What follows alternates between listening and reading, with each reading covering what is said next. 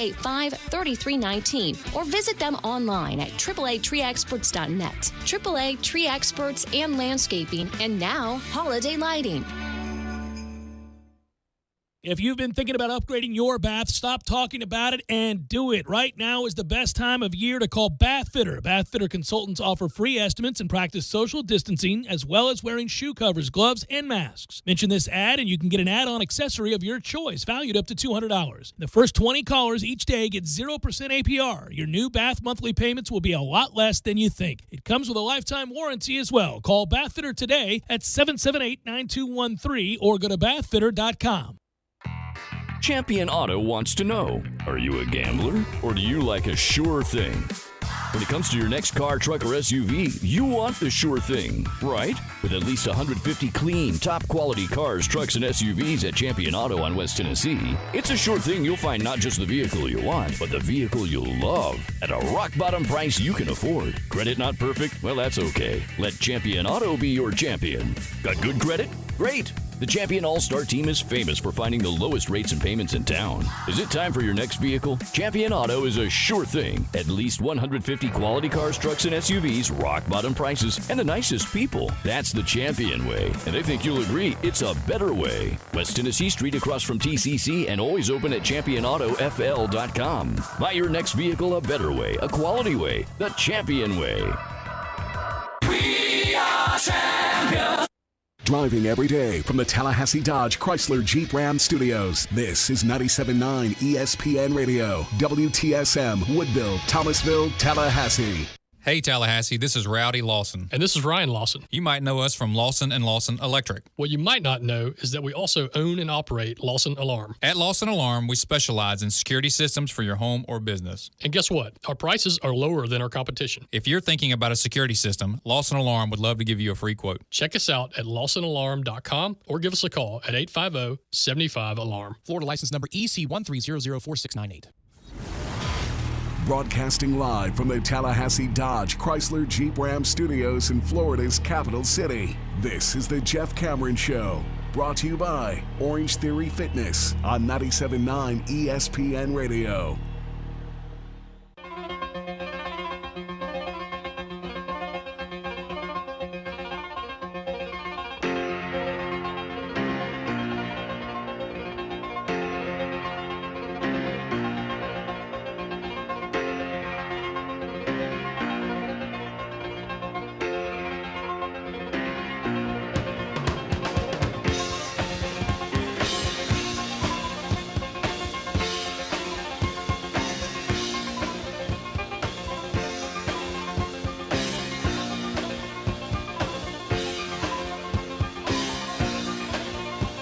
Good afternoon and welcome, everybody. This would be the Jeff Cameron Show right here on 97.9 ESPN Radio. How are you? Good to be with you. Thanks for listening to us. Bowlsmick Wednesday edition and a return to the greatness that is Florida State basketball. Choo-choo! Let it begin. A lot more on that in the 5 o'clock hour with a court report of sorts and our thoughts on the upcoming season. We got a lot to get to. Weird day right in the middle of the show at about 3:40. Just after that, Baltimore Ravens and the Pittsburgh Steelers will finally kick off in a game that was scheduled to be played a long time ago. But initially the Ravens kept screwing it up. I say that. But it seems, I only say that, I only label that, not when teams have COVID outbreaks, because that's happening across the country. For example, Michigan has now announced that they're canceling their football game against Maryland because of COVID, and they've had to shut down the facility. You don't wish that on anybody. We've seen this happen at a lot of universities and professional franchises around the country currently as those COVID numbers surge. It's like holding on for dear life. You're reading these simultaneous headlines, right? Facility shut down, game canceled, game postponed, this player opting out, this player's, infected, whatever it might be. And then you think, oh, there's that headline over there. The first of the vaccines are being shipped. Somebody in England got one today. today. And you're reading these stories and going, okay, hold. That's what we're all doing right now. We got to get there. We have a message for the companies, all of the vaccine companies. Bring me everyone. What do you mean everyone? Yeah, man, it's there. That movie was on the other night really, really late, and I was tossing and turning, and I made the decision to get up and go out to the living room as not to disturb my lovely wife, and she's used to me not sleeping well, and I've got a system, Tom. If I'm not laying there any longer than an hour. That's my rule of thumb. It's 1 hour. If I've been laying here for an hour, bug-eyed, unable to sleep at 3 o'clock, I just get up. But I try for that hour to really do everything in my power to go back to sleep because it behooves me to do so. Just try to latch on. But that's when occasionally you come across something like that. You're like, oh, the professional is on. Well, I'm kind of happy to be up by myself at 3 o'clock in the morning. I'm going to watch this because it's awesome. Anyhow, we're all trying to meet at that intersection here of like mentally and physically worn down and hoping like hell to get to this place where we get a respite from the weight of it all, right? And that we can just charge enthusiastically forward, armed with a vaccine, an immunization that leads you to a brighter day. And it's just we're barely getting there. We're stumbling across the finish line in college football and to start college basketball. We've had kind of fits and stops and starts. But Florida State does begin tonight. Let me say this before we get moving. All guests appear via the Phone Hero hotline. Phone Hero specializing in iPhone and iPad repair. 2 locations, 2915 Cary Forest Parkway, 833 West Gain Street. Online at phoneherotlh.com. So the Noles tonight will tip it off, and I'll get to that. We do have plenty of time to talk basketball, and I'm excited to do so because that's a program that obviously has enriched all of our lives these last several years. They have sustained excellence, and you're going to lose 48% of your scoring to the NBA, a couple of lottery picks. Ordinarily at a program like Florida State, you'd go, rebuilding year.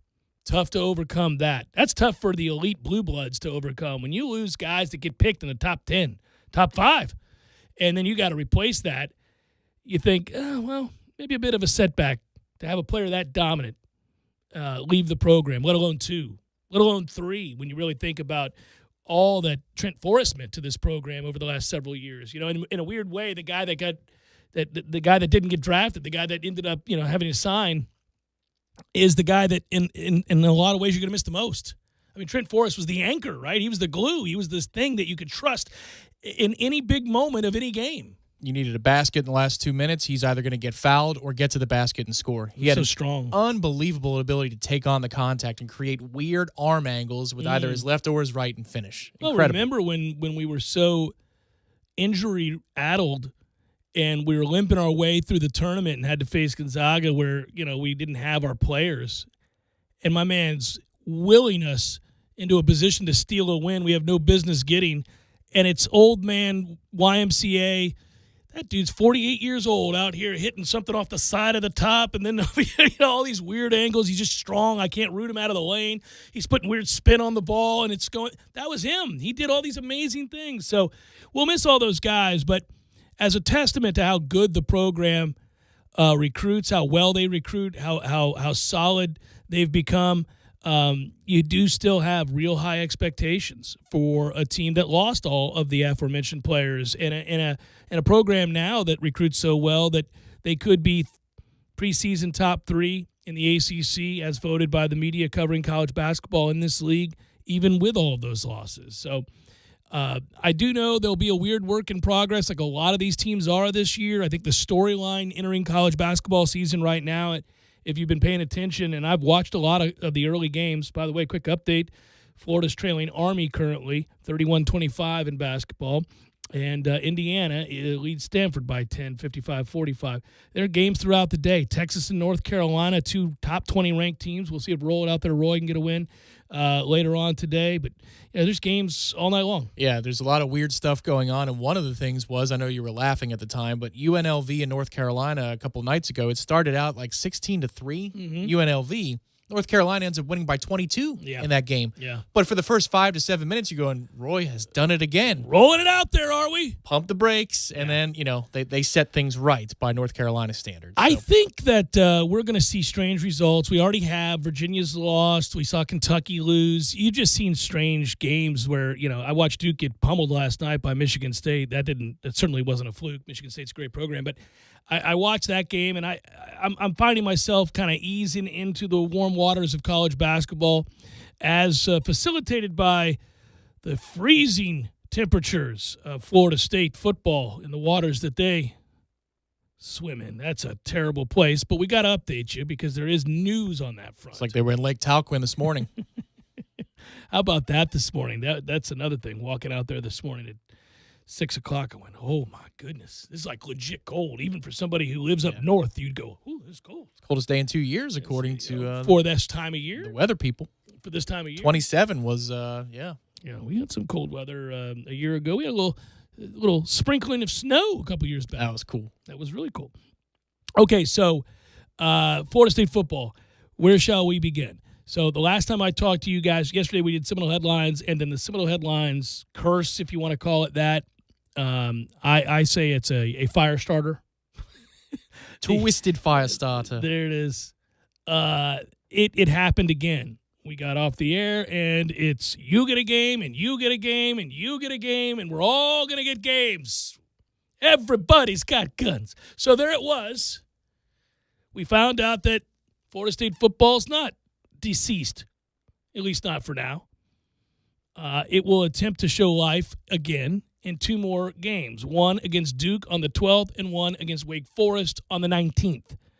So, okay, that kind of came out of nowhere. The ACC decided to step in and maneuver the schedule, ensuring Notre Dame a shot in the ACC championship game.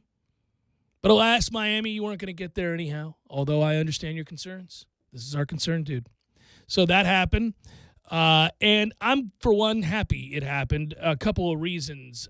This is a team that, would like to get another win. Let's just say it. Those are winnable games. I'm not predicting them to win those games, but they are eminently winnable games. Fair for you to counter with, so was Louisville, so was Pitt, so was NC State, and they got housed in those games. That is true. That is true. Just said these are winnable, not that they would win them. Imminently? Or Duke is checked kinda, out. sorta. Duke's kind of like, we don't want to be here either. I mean, if you're looking at Duke, they're kind of like, They have to get on the plane. Yeah, and they're like, what? What is going on here? Mm-hmm. So it's the benefit. We don't have to travel. One team travels. We're at a disadvantage. Man. I like that you're able to pluck the wisdom of Bobby Bowden. Instant recall. That's what you got right there. I remember that. I still wish yesterday. we had the thermostat. If anybody's got that, Thermostat? please find us and send it to us. Thermostat? Thermostat.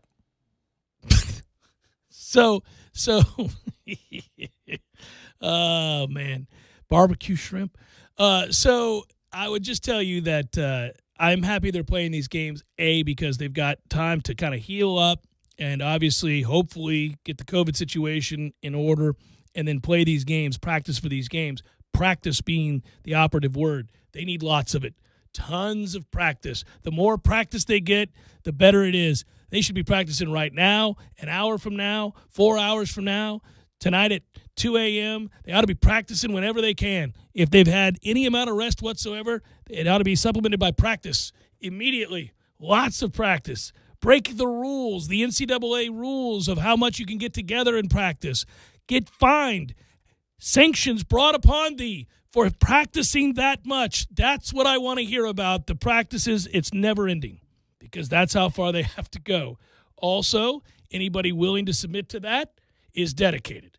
That's the kid that wants to be here. That's the kid that's fighting to get better. That's the kid that's going to be the core, the root of what we are moving forward. Now, you may not like it. I don't love it. Not an overabundance of talent out there just now.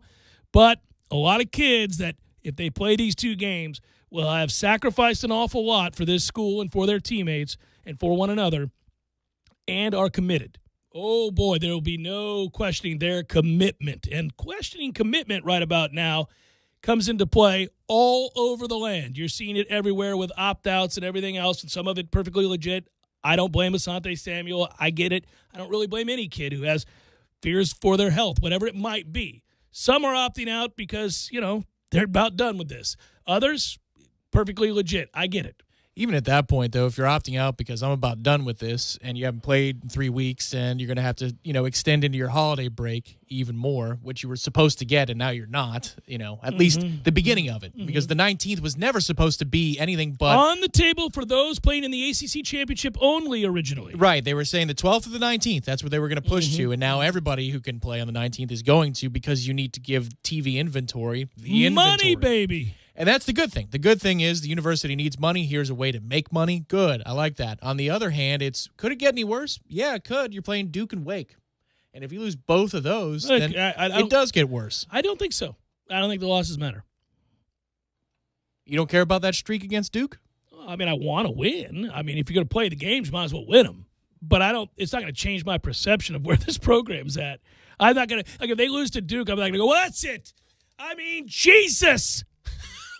I'm not going to do that. I'm just going to go, okay. We've got one notch left in the belt, man. To do here. It's a perfect one. A lot of work. Come on, dead fish. Don't do it. We've never lost to Duke. Miami has numerous times. I know a lot of people have lost to Duke, have faltered and fallen to Duke.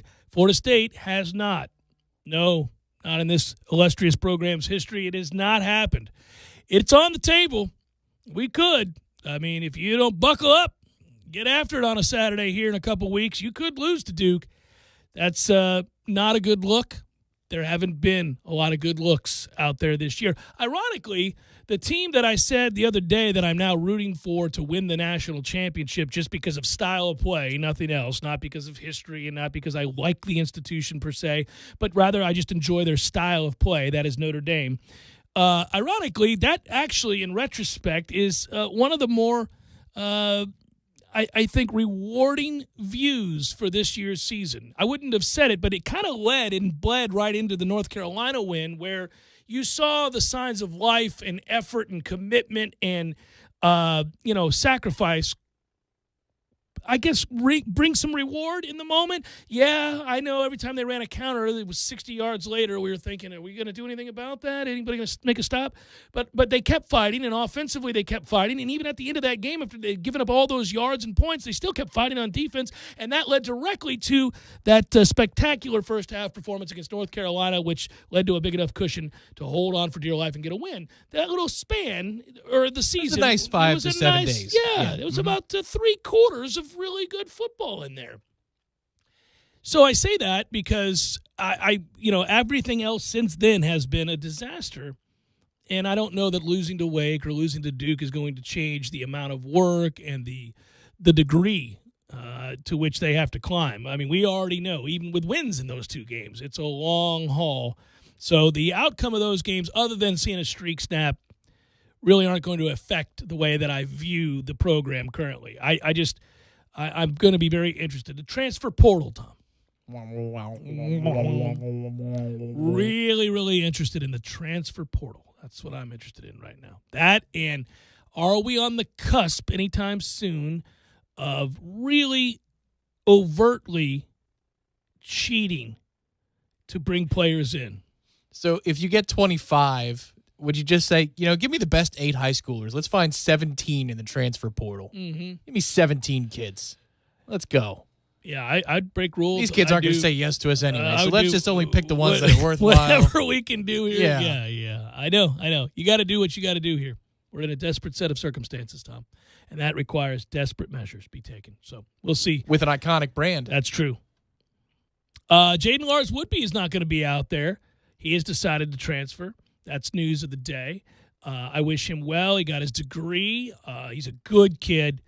Didn't play a lick of football worth a damn here, but he is a good kid with a degree, and I wish him the best, and hopefully he'll succeed wherever it is he transfers to. I think that's a succinct way of saying good kid, good Seminole, not a real good football player. Not here. He might be somewhere else. I don't know. That's 2 ways of saying it. Yeah. Maybe he goes to I don't know where he's going to transfer to, so I guess I won't even. I could get petty and go down that path. I'm not going to do it, Tom. In a way, you are right now. I'm not. I wish him well. I hope he makes plays wherever it is he goes. So that happened. The other piece of good news, besides he's transferring, is that LaDamian Webb is apparently not necessarily opting out as in permanently from Florida State, because when he said yesterday that he's not playing these remaining games, I thought, oh, well, there goes the one thing that I really enjoyed about Florida State football this year. You were going to be able to play the dog clip on the bridge. I was that close. There it is. You destroy the only thing I love. Oh, well, I mean, I've loved watching him play. He's been fun. He's been great.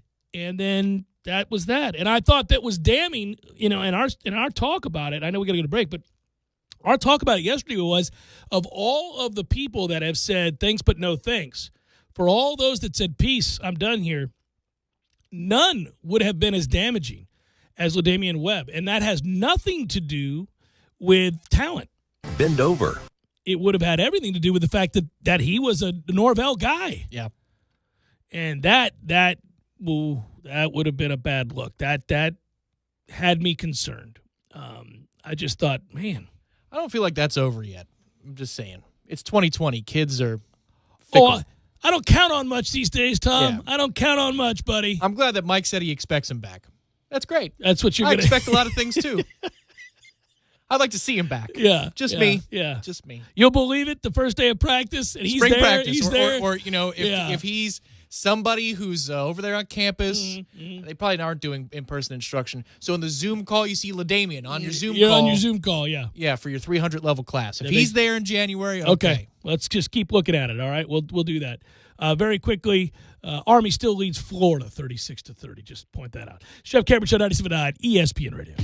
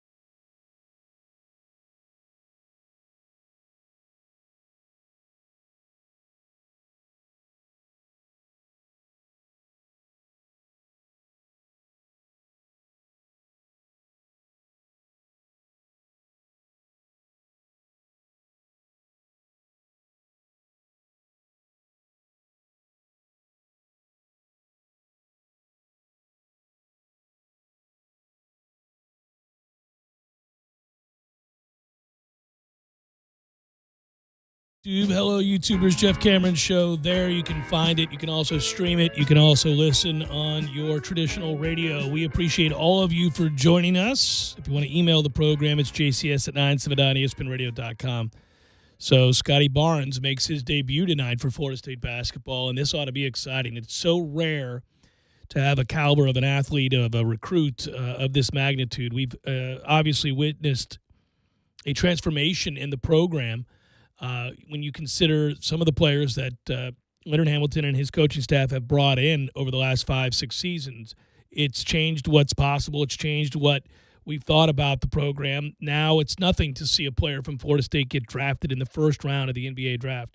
It's nothing to look out across the NBA landscape and note there's a former Seminole, or there's a guy on the bench, or there's a starter, or there's somebody who's going to be a really good player.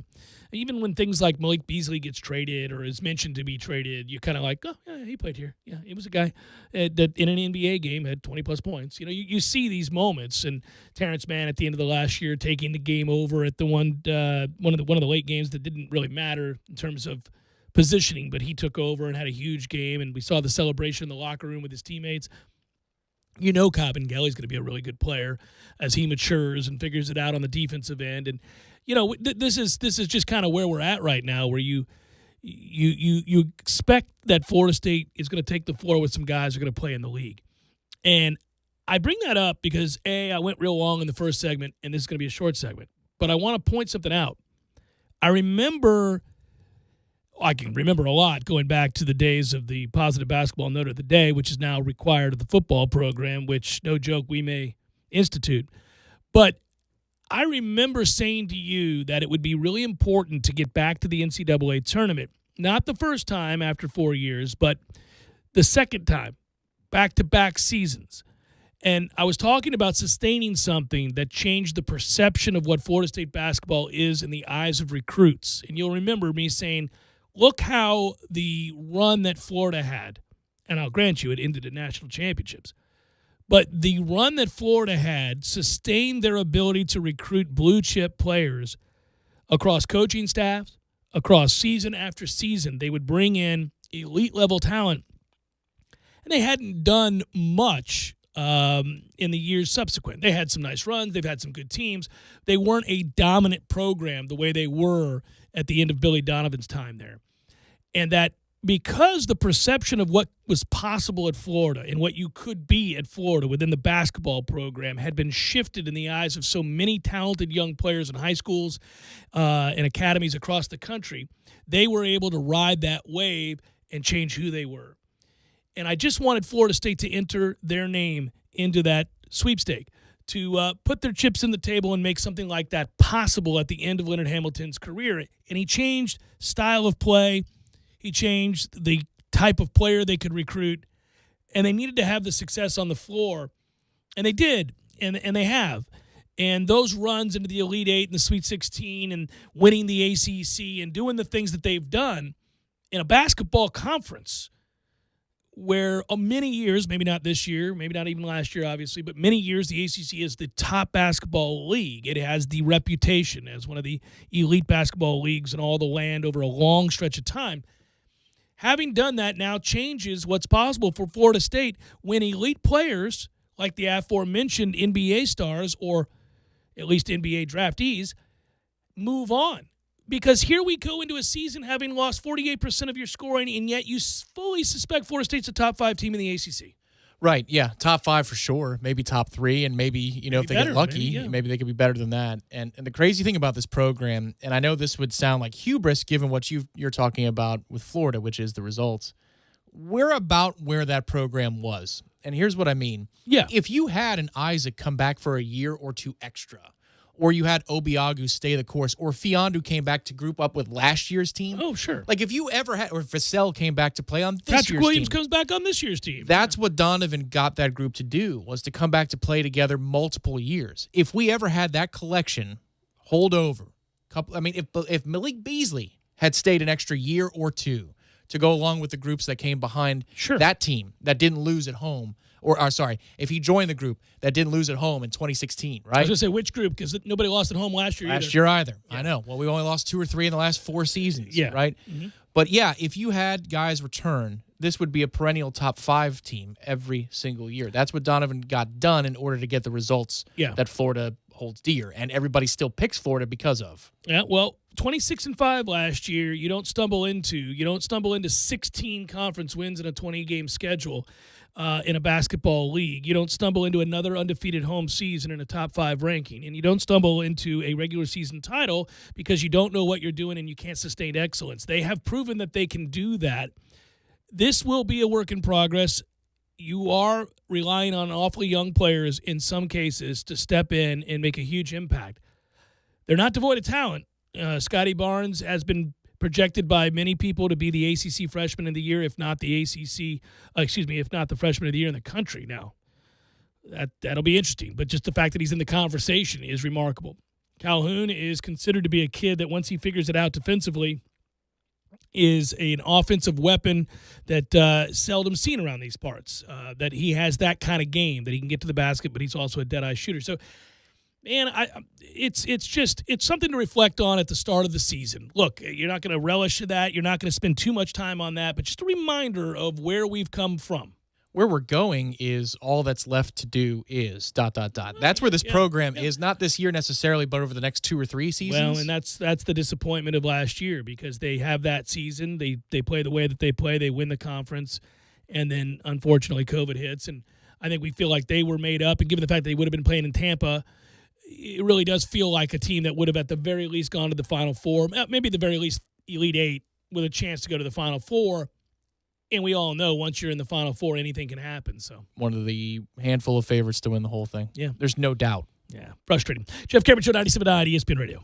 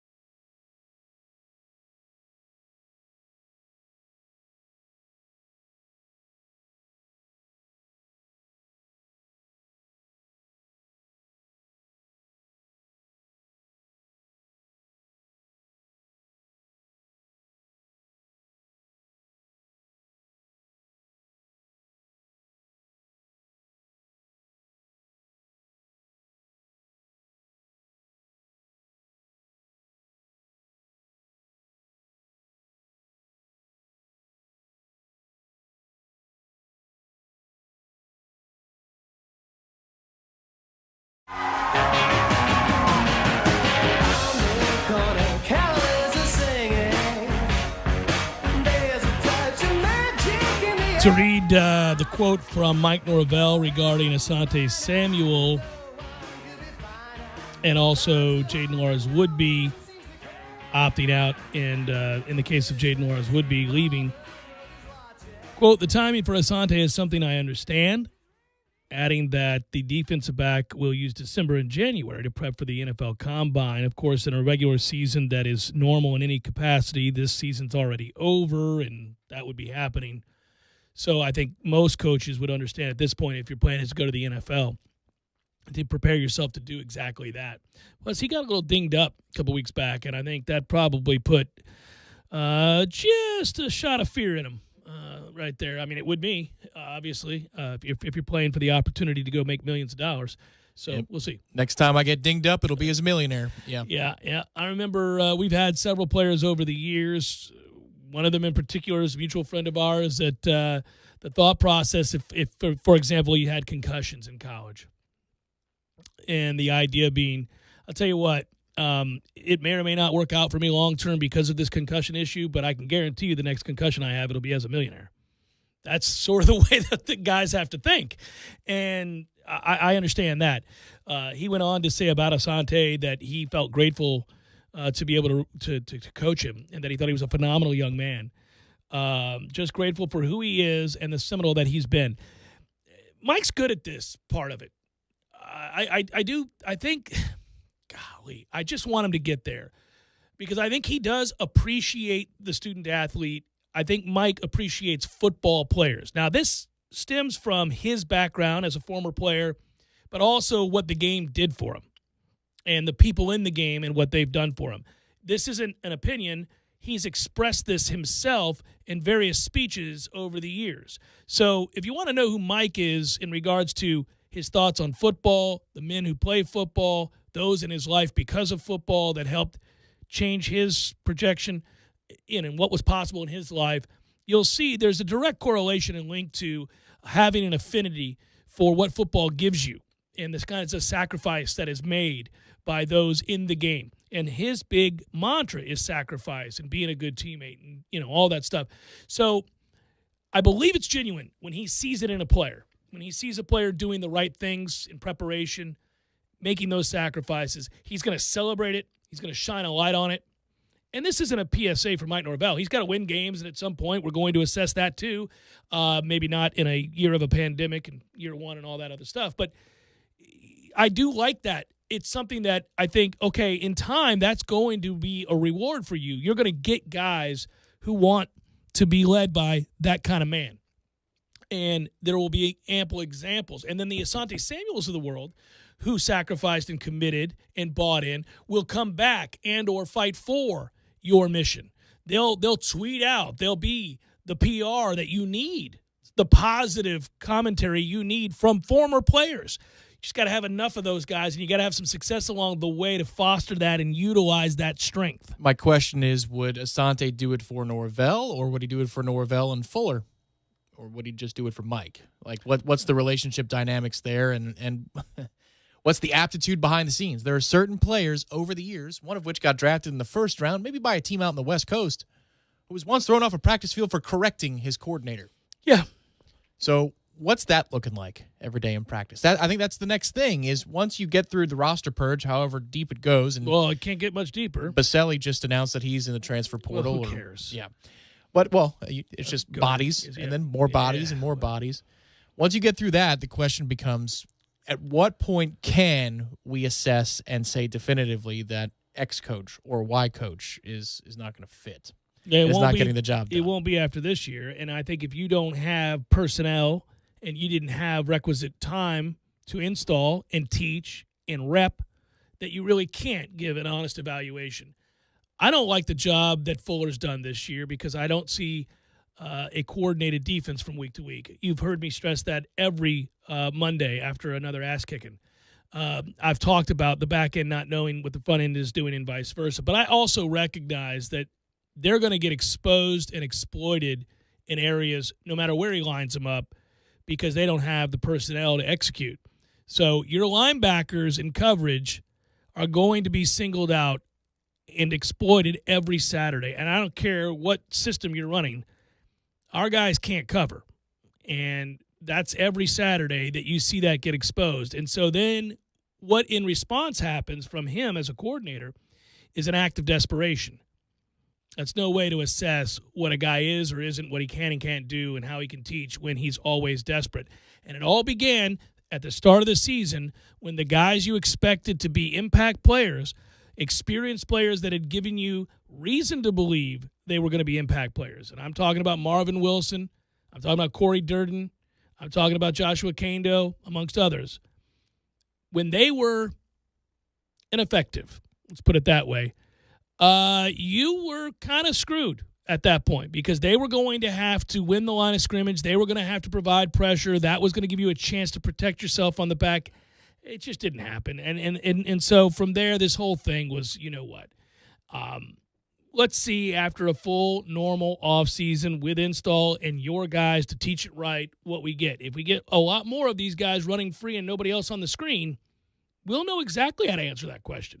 This isn't the time to do it. Jeff Cameron Show, 97.9 ESPN Radio.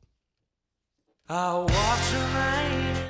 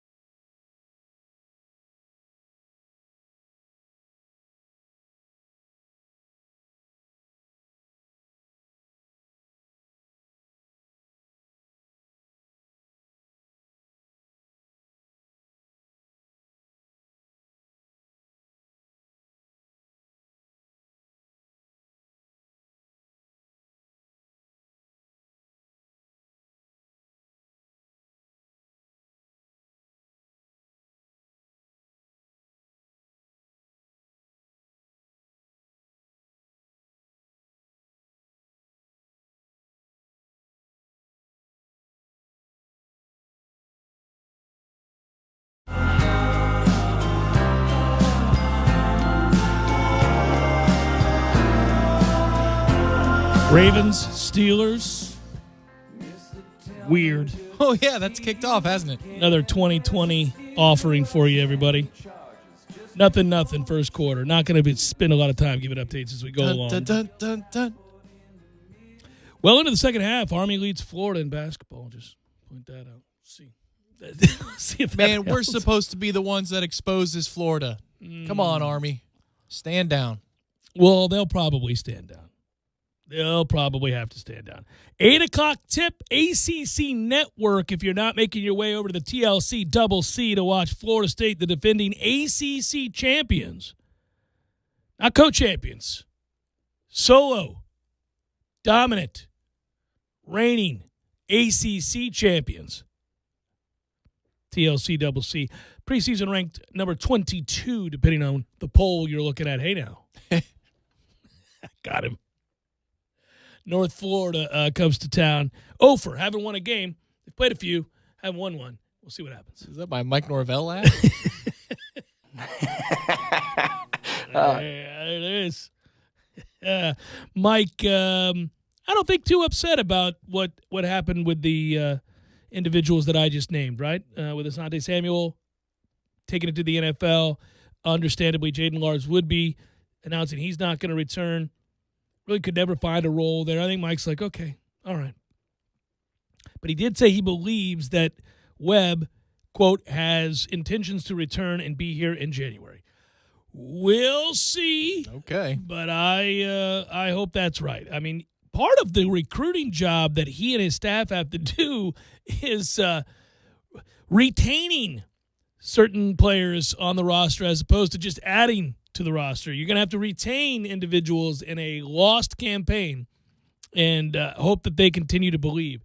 It's a tough sell. Why should I come back? Yeah, that's the text or call he's going to have to answer. Well, again, it would be easier to, I would think, retain players like LaDamian Webb, given the fact that he was a guy who LaDamian committed to Norvell. So this is, you brought him in as a JUCO transfer, and you're like, okay, my man, what are we doing here? Gave you a chance. It's not like you didn't light it up. Yeah, and my offense, by the way, you lit it up. Offense for playmakers, like I suggested, and you made plays, put up numbers. Florida State's rushing attack has been the lone bright spot on the season. I mean, the lone bright spot on the season. It's just that. Nothing else. Well, I think what would be powerful for that Zoom presentation of the re-recruitment of one LaDamian Webb would be Devontae Love-Taylor to step in and join the call and say, hey, man, I'm blocking for you again. I'll be back. I'll be here. Don't you worry about nothing. I got you. Really, really curious to see if they go after a quarterback transfer in the transfer portal. I'm wondering. It came up yesterday. It was a question that was asked to us, and the thought was, well, if you do that, you got to manage the room, man, because they're going to be hurt feelings. And I've just got no time. Okay, so Tate Rodemaker's going to leave. Have a good one, man. What? So Jordan Travis might not want to stay here. He's going to transfer again. Okay, have a good day. There's nobody good enough that I have to remain beholden to if I think there's a worthwhile grad transfer that immediately makes my team better by 2 wins. I'm telling you, if you got a guy like that who can run the offense, has experience, and has succeeded at a Power 5 level, and he wants to come in, oh, yeah, come on down. I'll deal with the fallout in the quarterback room. I thought it was a crazy idea before Altmaier decommitted, but now he's done so, and so it is a necessary idea, not a crazy idea. Yeah, I'm doing it. I agree. Yeah.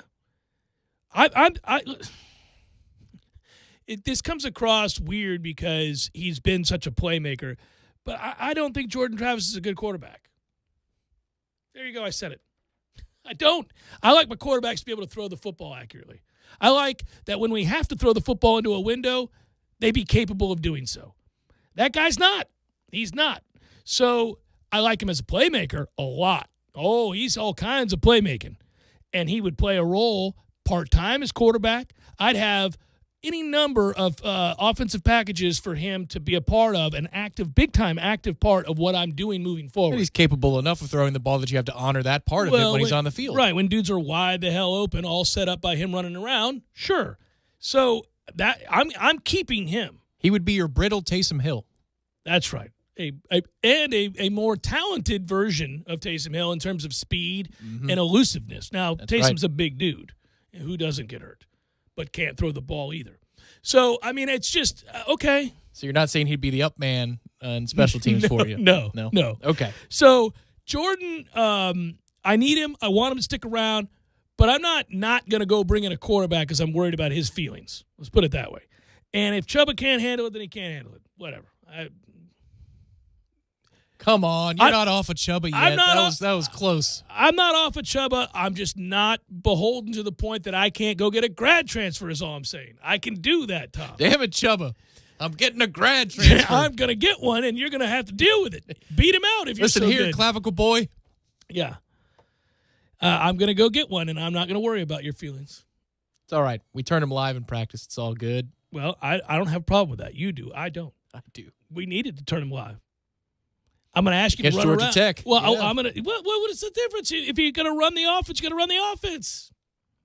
They were forever turning Deshaun Watson loose at Clemson and run around. He was invaluable. If you're going to ask your quarterback to run, he's got to be able to get hit. I'm sorry. I mean, that's just really bad luck. They got screwed like every other week this year. Every other week. Running kicks to the cojones out of nowhere. And now every day, if you just go to your favorite website and you click the football section, you're like, oh, well, I've missed a couple of things. None of them were good. Well, I don't know. I didn't shed a tear today when I saw the news of a transfer portal entry. I went, oh, well, another scholarship freed up. Let's go. with quarters.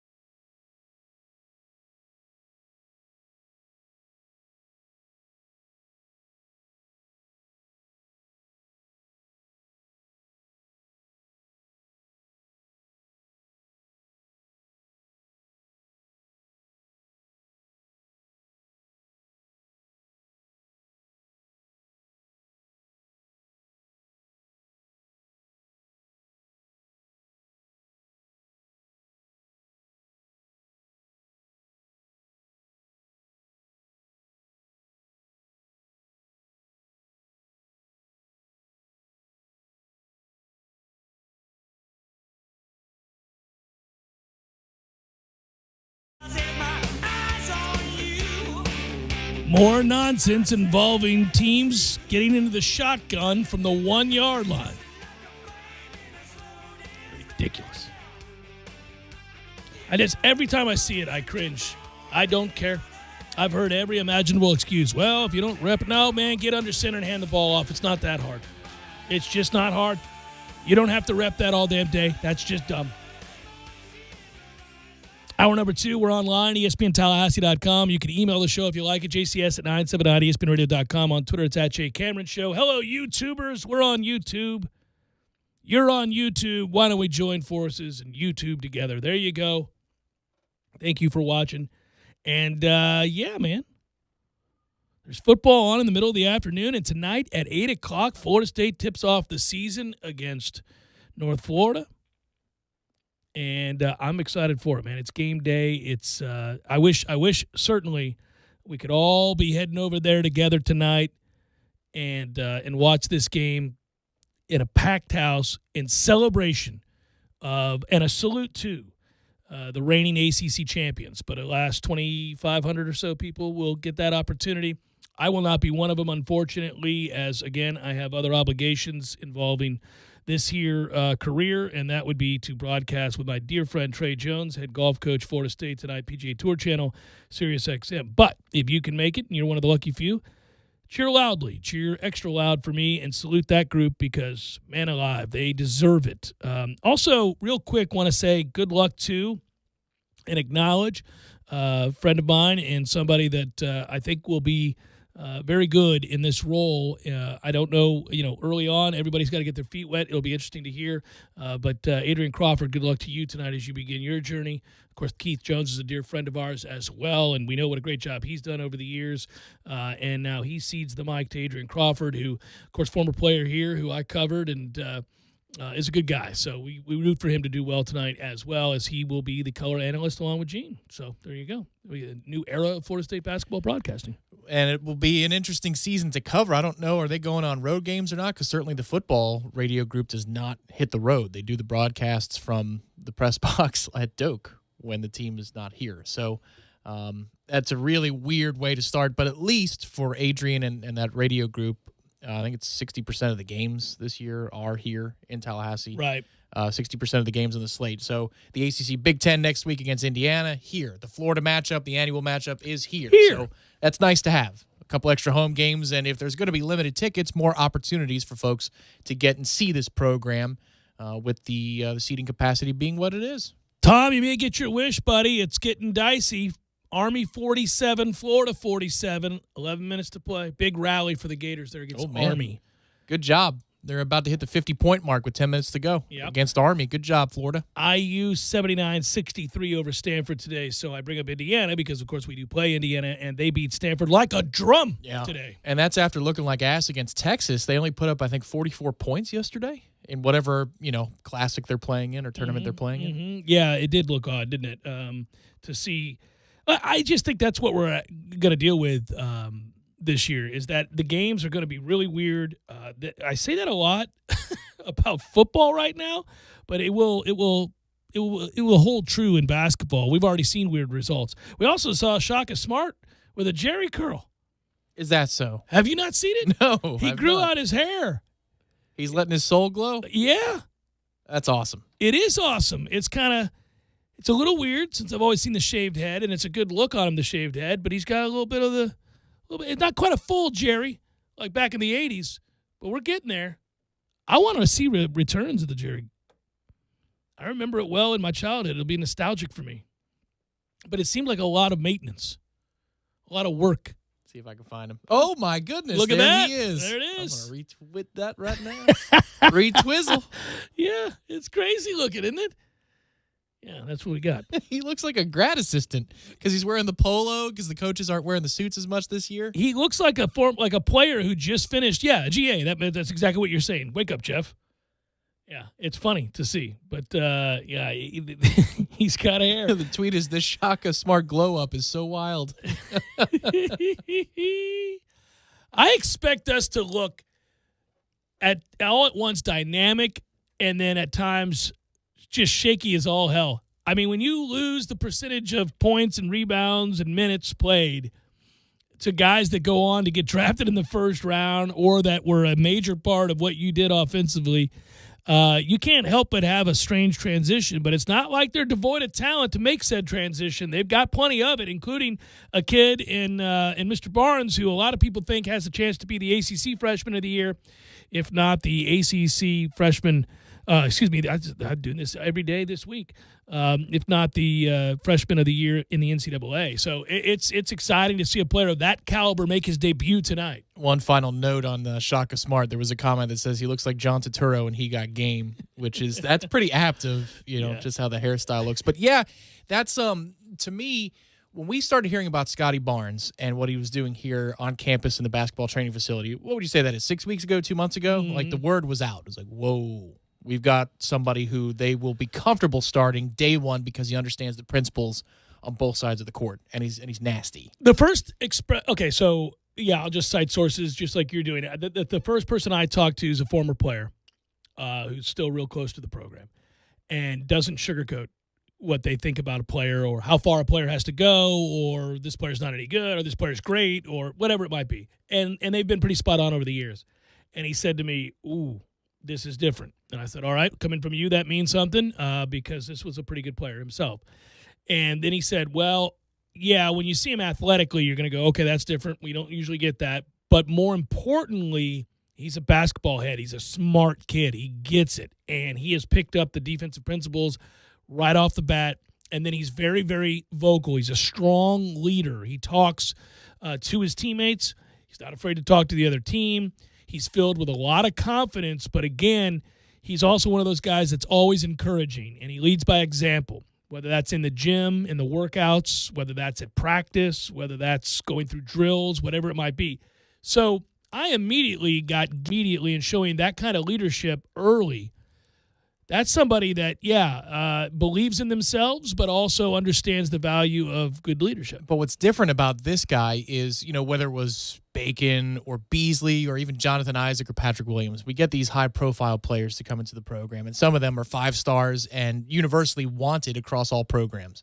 But in your preseason write-ups, we don't hear about those guys as the first line. They're not the lead of that story. But across all publications, it's Scotty Barnes this, Scotty Barnes that. And so it's not just the hype coming out of the local side of things, which is the training facility and people saying, impressive, very impressive what he's doing intra-squad scrimmage-wise. It's the country looking at Florida State, looking at Tallahassee and saying, you guys probably have top 3 freshmen in the country, if not the best freshman in all college basketball this season. It's just a weird place to be. We're exploring new places as basketball fans every single year with Leonard Hamilton 2.0. This is yet another one in which people are hyping up our one-and-done player. Let's hope we can get through this season unscathed in terms of the games being played and the opportunity to grow and really kind of meld. You've got a lot of different forces at work here, but one of them, again, is trying to find ways to play these games and create a safe environment to do so. So that's why Florida State's delayed in starting the season, not because of anything that they did necessarily, but just this is going to be a season where the things that are instituted early on that allow you to become really good by the time you tip off conference play just aren't going to be in place. You don't get enough of those kinds of exhibition games. You don't get enough of the feel-out games, as we say, where I'm going to put you in this role for a half, I'm going to put you in this role for another half, or this game, I want you to do this.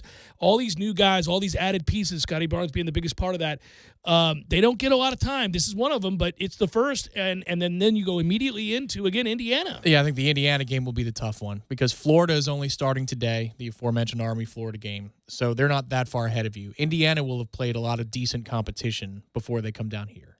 And so if you can put something together, I know it's at home, but it's not the same as 10,000 strong rooting on the Noles at the TLC Double C that we've come to know and love the last few years.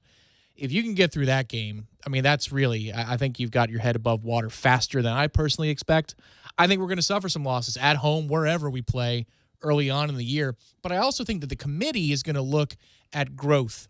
What are you by February versus what you were in December? I think they're going to look at that with more weight this year. You're going to have weird records. Years prior. I project, too, and I think it's just safe to do so, a team that looks terrible through their first 10 games, that's like a healthy sampling of games, is going to get hot, turn around, turn the corner, surprise people, and at the end of the year, that committee that you're talking about is going to have to go, boy, the record's not real good.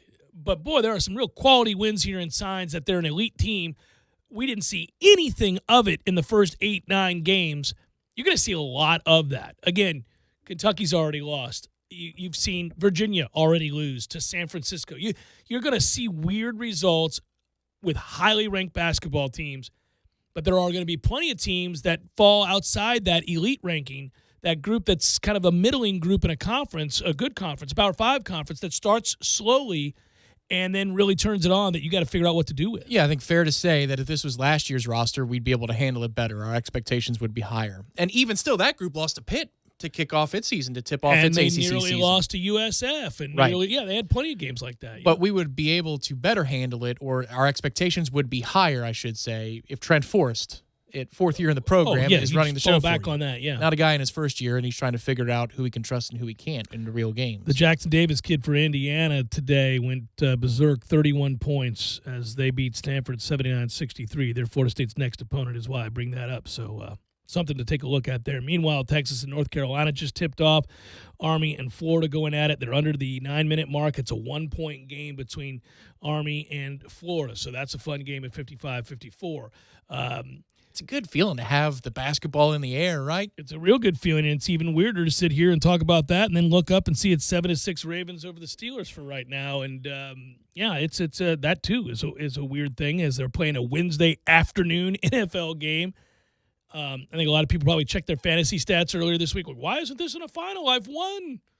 Nope. Push it back. A lot of guys not playing. What about my waiver wire? Yeah, the Broncos, by the way, did get the fine, those quarterbacks that led to that atrocity of a football game between New Orleans and Denver last weekend. Drew Lock, Brett Rippon, Blake Bortles, still in the league. Good Lord, all fined because caught on film. And the league has been brutal lately in their efforts to play these games, make that money, get to the playoffs, all of that. They don't care. They're going to do it, but they're really going to do it if they catch you breaking protocol. They don't care. Go play, take your ass kicking. I don't care if you call up all practice squad players. That was Goodell today. He was on a conference call, media call, and he said, it's going to get really tough here over the next month to be able to complete the season the way it's scheduled right now, but I believe we're going to do it, which again is strong language that you're going to have to forfeit or you're going to have to play with 42 dudes. I don't care. And 10 practice squatters. If you're in violation, yes. Yeah. Mm-hmm. No, it's completely different if everybody's trying to do the right thing and it gets to you. I mean, it can happen. We've seen that. There are plenty of people who are like, I've done everything right. The funny thing is, and in most cases, so far, the teams are not doing the right thing. In most cases. In everyone where they've had a sizable outbreak, yep, they've been able to link it back to people not doing the right thing, not wearing masks in their meeting rooms, going outside the facility to parties and the like. There were a couple of close shaves that didn't materialize, too. Remember, the Giants was one. Daniel Jones was out with Saquon Barkley at a bar. Yeah. And the NFL was like, guys. Hello. Yeah, this was a month ago. Well, you remember way back when the PGA Tour led the way to sports returning. They had very strict protocols. That's really worked out for them. They've done a good job. Even the players that have got it have obviously done the right thing. Quarantine remained that way, and then the tour went on. But when they caught, it was a swing coach, a caddy, and a player at a bar. They were okay, well, have a good one. You're not playing anytime soon. And there was like a alleged hefty fine and everything else. I thought, man, people are they got camera phones, guys. Yeah, this is the wrong era to try and police these matters. You're not sneaking in somewhere if you're a professional athlete and getting away with it. I know you're trying to run out and get some wings or something, but you can't. My man, everybody's got everybody. And I love wings. I get it. Especially at certain establishments in Atlanta. It's the Jeff Cameron Show, 97.9 ESPN Radio.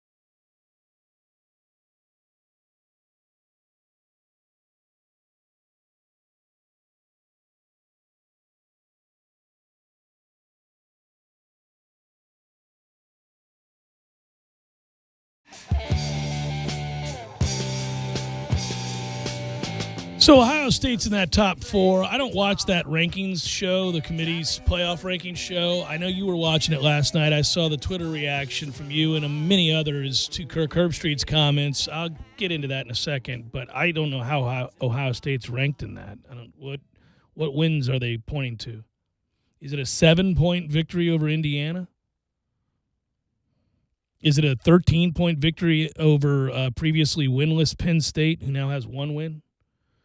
Is it, a 20-point win over Rutgers? Is it a convincing win over Nebraska that gets you there? I wouldn't put them there. I'd put Florida ahead of them. I'd put Texas A&M ahead of them. I don't know, probably a number of teams. Now, they could earn better, I suppose, if they could play enough games. But they're not – I mean, they are getting hurt by not being able to play anybody worth a damn. It's, when that Maryland game got canceled, not that Maryland's any good, I was kind of thinking, boy, that's a big game not to be able to play. Yeah, no doubt. We'll see if they get to play Michigan State and Michigan. And then I guess that's at the root of some of the comments made last night that angered a number of fans, in particular Michigan fans, obviously, given the insinuation from Kirk Herbstreit. I always preface these comments by noting this. I've had limited interaction in my broadcasting career with Kirk Herbstreit. I've spoken to him 7 or 8 times. I've probably done 5 or 6 interviews with him and then spoken to him outside of an interview setting once or twice. And it's been brief, so we're not like friends. I don't know. He would know me from Adam. He would remember maybe having done interviews with me, but that's about it. And I've always found him to be professional and courteous, and I think, for the most part, fair. I know that if you're in the business of giving an opinions like he was for so long on College Game Day, and then you transition to being a color analyst in the booth, it can make it very tough because you're being asked to give an opinion and then just be an analyst. And when you mesh those two, fans have long memories of anything you may have said to slight their club. So I'm typically somewhat sympathetic to an analyst of any kind who's ever been paid to give an opinion and the backlash that comes their way when they say something marginally controversial, because fans in general are always angry about everything. But, boy, that was irresponsible last night.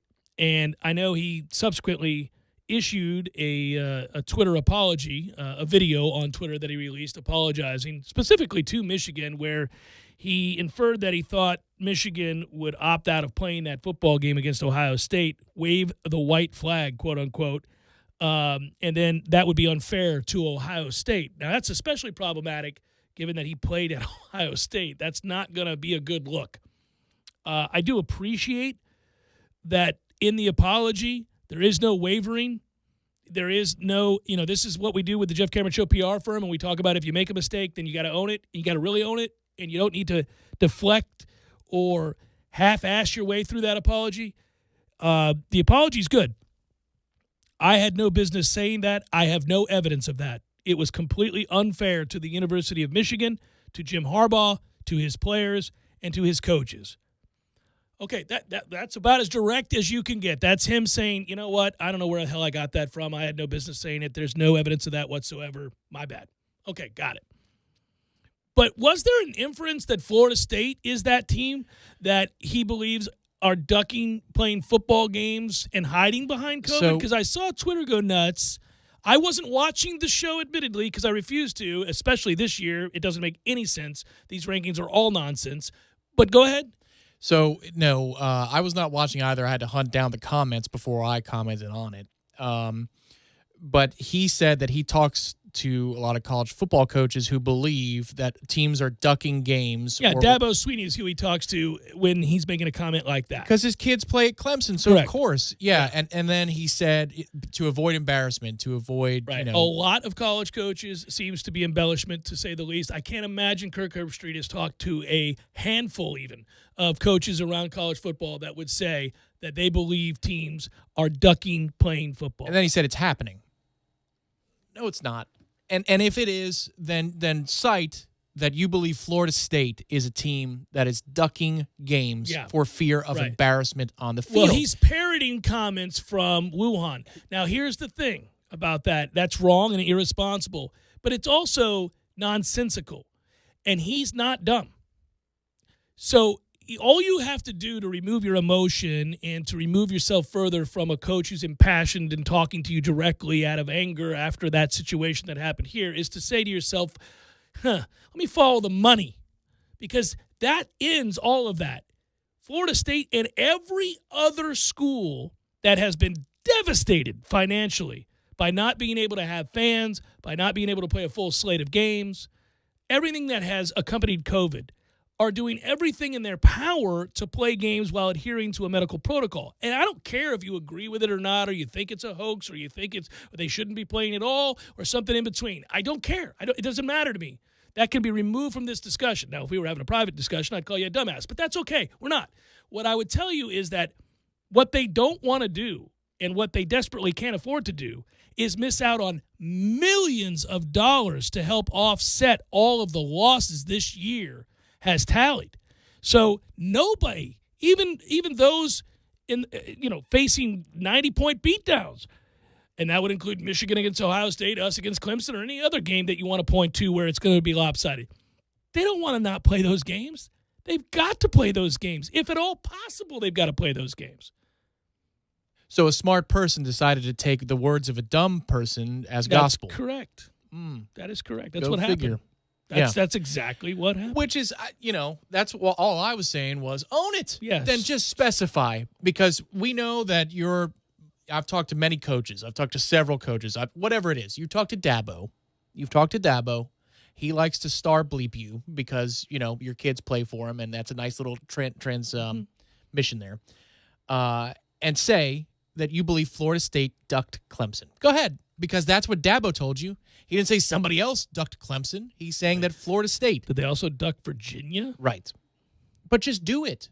Own it. Listen, at that point, just go ahead and be of the take rather than just kind of go half-assed and speak in code. Well, been over 100 games canceled, some of which were canceled the day of, not just here. It's happening. It's happening around the country. Well, Ohio State just got done canceling a game. Are they ducking somebody? Illinois. Yeah. They're afraid of Lovey. Are they ducking Illinois? He's gotten hot lately. Mm-hmm. Oh, come on. What are we doing? Nobody wants to miss the games. They got to make the money. They need the money. There'd be more weight to it if we had to travel up there and we didn't get on the plane or something. Yeah. There would at least there's more to go on. Yeah. But not when this university is leaking money. And actually, they're not leaking anymore because they're out of money to leak.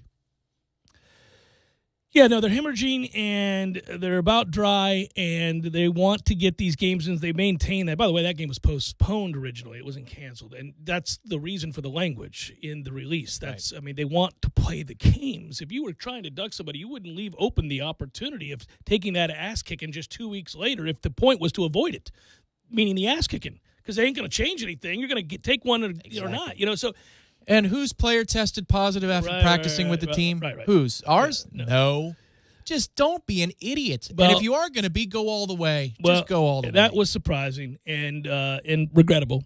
I will give credit where credit's due, at least in terms of the apology. To Michigan. Yeah, to Michigan. I think, he probably owed it to everybody.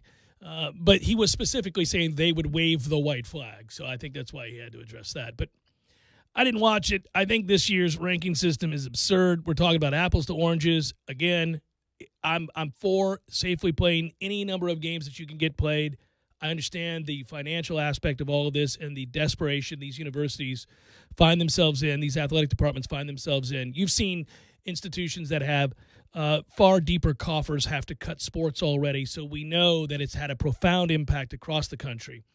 And so I get the need to try to move forward. It's just made a sham of the ranking system and any potential college football playoff. Is that to say that Clemson or Alabama wouldn't be there if we had a normal year? No, they probably would. I mean, this is a sport in which the haves and the have-nots are usually clearly defined pretty early on, and they sustained that for several years at a time. It's one of the black marks on the sport, which is that increasingly there is not enough balance of competition to make this interesting. And it's something the sport moving forward, and we were part of the rich blue blood domination that I'm sure many felt the same way about. I'm not complaining from that standpoint. I am saying that it's a bad thing for college football if we've reached a place where the money dictates that 5 or 6 schools have a chance to win every year and nobody else has any shot in hell. That's not going to be good for the sport long term. Yeah, right now we're Dan Aykroyd and trading places. Yeah. Now, if we could just find Jamie Lee Curtis, then at least things will be looking up a little bit. Yeah. No, it's not a good situation. We've talked about that for a few years now, long before a global pandemic struck. And yeah, it's the same 10 to 12 teams, the core group of 5. And then it's like, who's going to rotate in? Is it going to be a Washington year? Woo, isn't that cool? Yeah. That's different. They're going to get blown out in the first round. Whose turn is it to come in here and get your ass kicking? Michigan State? Yeah. Go right ahead. Come on in here and get that ass beaten. Right. Yeah. Well, and this year, a lot of people will circle Notre Dame for that, but I think they got a little something for it. I don't know. Yeah. I don't think it's that same thing. I hope they do, but, Yeah. I mean, I just – the fourth team is going to bother me no matter who it gets in. I think it's going to be subject to much debate. Wuhan Dabo has done enough now to put Clemson, at least while he's there, squarely in the crosshairs of now a hated team, right? Clemson wasn't hated before. Nobody has a problem. That fan base and our fan base get along just fine for two teams in the same division. But has Wuhan Dabo finally done it? Has he taken them to a place? He's at least lobbed grenades over our way directly, saying in Tallahassee, multiple coaches, all that stuff. He's insulted us. So well, he's feeling himself now. He's at a place where the conference, that's a sin. He wouldn't do that. He knows that they're in complete domination. They are operating at peak efficiency right now, and there's nobody he has to answer to, not the ACC, and certainly not the mouth breathers in the state of South Carolina. So that's kind of where we're at with that. Now, I would remind anybody who's in that situation to take a step back and look historically and see who else has enjoyed that sort of success, sustained success even, like Florida State did for the better part of 20 years, not a few years, 20. Still more ACC titles for Florida State than Clemson in half the time. Boy, had we had a playoff, too. Or my God. Had we been in the conference for as many centuries as they have. So, yeah, there's all of that. But it's easy when you're in the moment of domination to forget all of that and how quickly it can fall. But I have once again sustained this viewpoint, and I will say it time and again, keep talking. I need him to keep talking. He's not smart enough to avoid the mines. And then let Venables, which the whispers are growing louder that he wants to go be a head coach somewhere. That's different. My God. From your lips to God's ears, make this happen, sir. Oh, I've got a direct line. Come on. Make this happen. What are we waiting on? That's been the thing. I stole it from Dabo. He fancied himself on speed dial. It's Jeff Cameron Show, 97.9 ESPN Radio.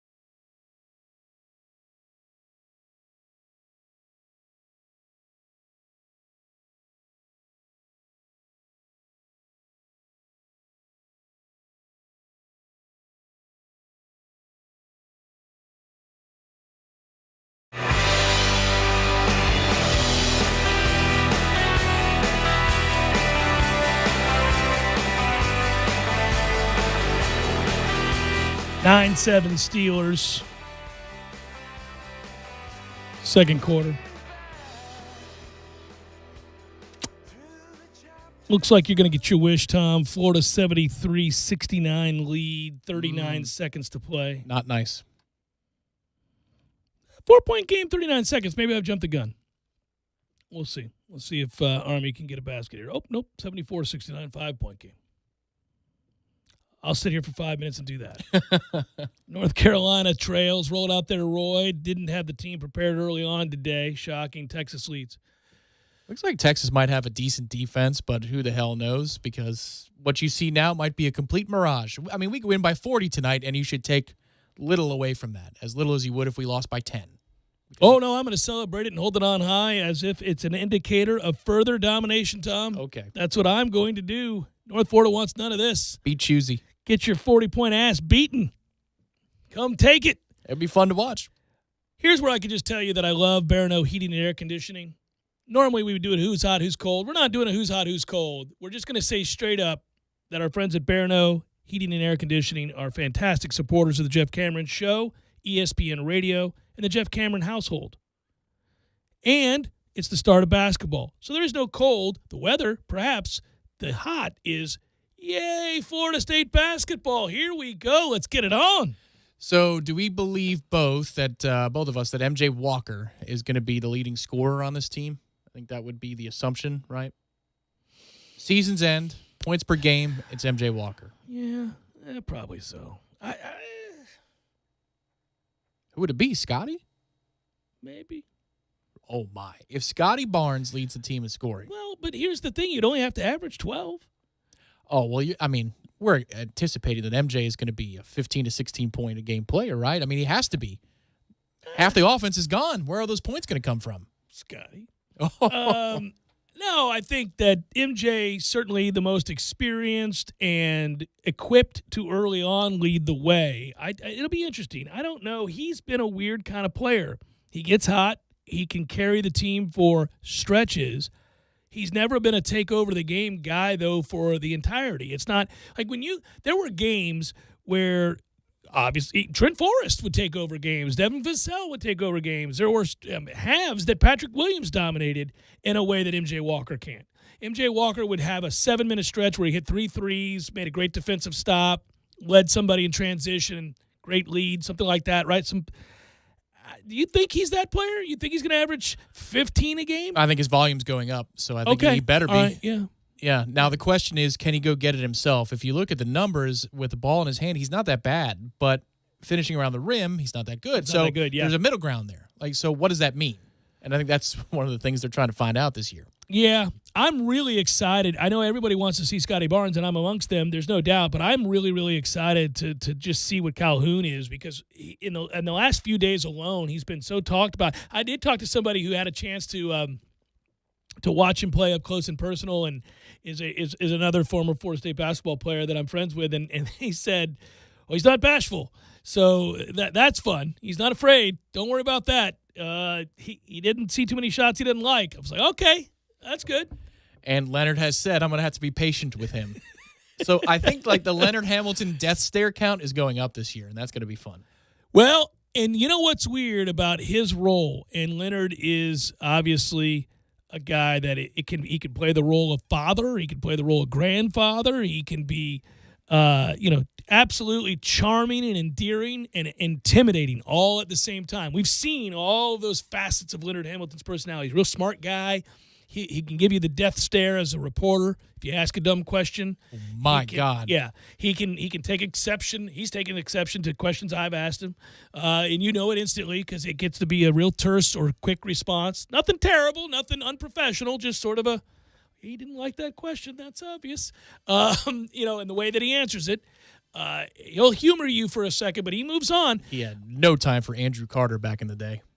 Yeah, he often got frustrated with him. That is correct. Mm-hmm. But the reason I bring all that up is the many facets of Leonard Hamilton's personality are going to be on display this year because he has to be. They've lost a lot, and there's more to be added, and there's a lot of talent there, and patience is a virtue this year more than most. If he wears the suit, come on, jacket toss. Bring it back. It's been so long. My era as a student, we saw the jacket toss all the time. They were desperately building during the jacket toss. Now they're just a mainstay of the ACC.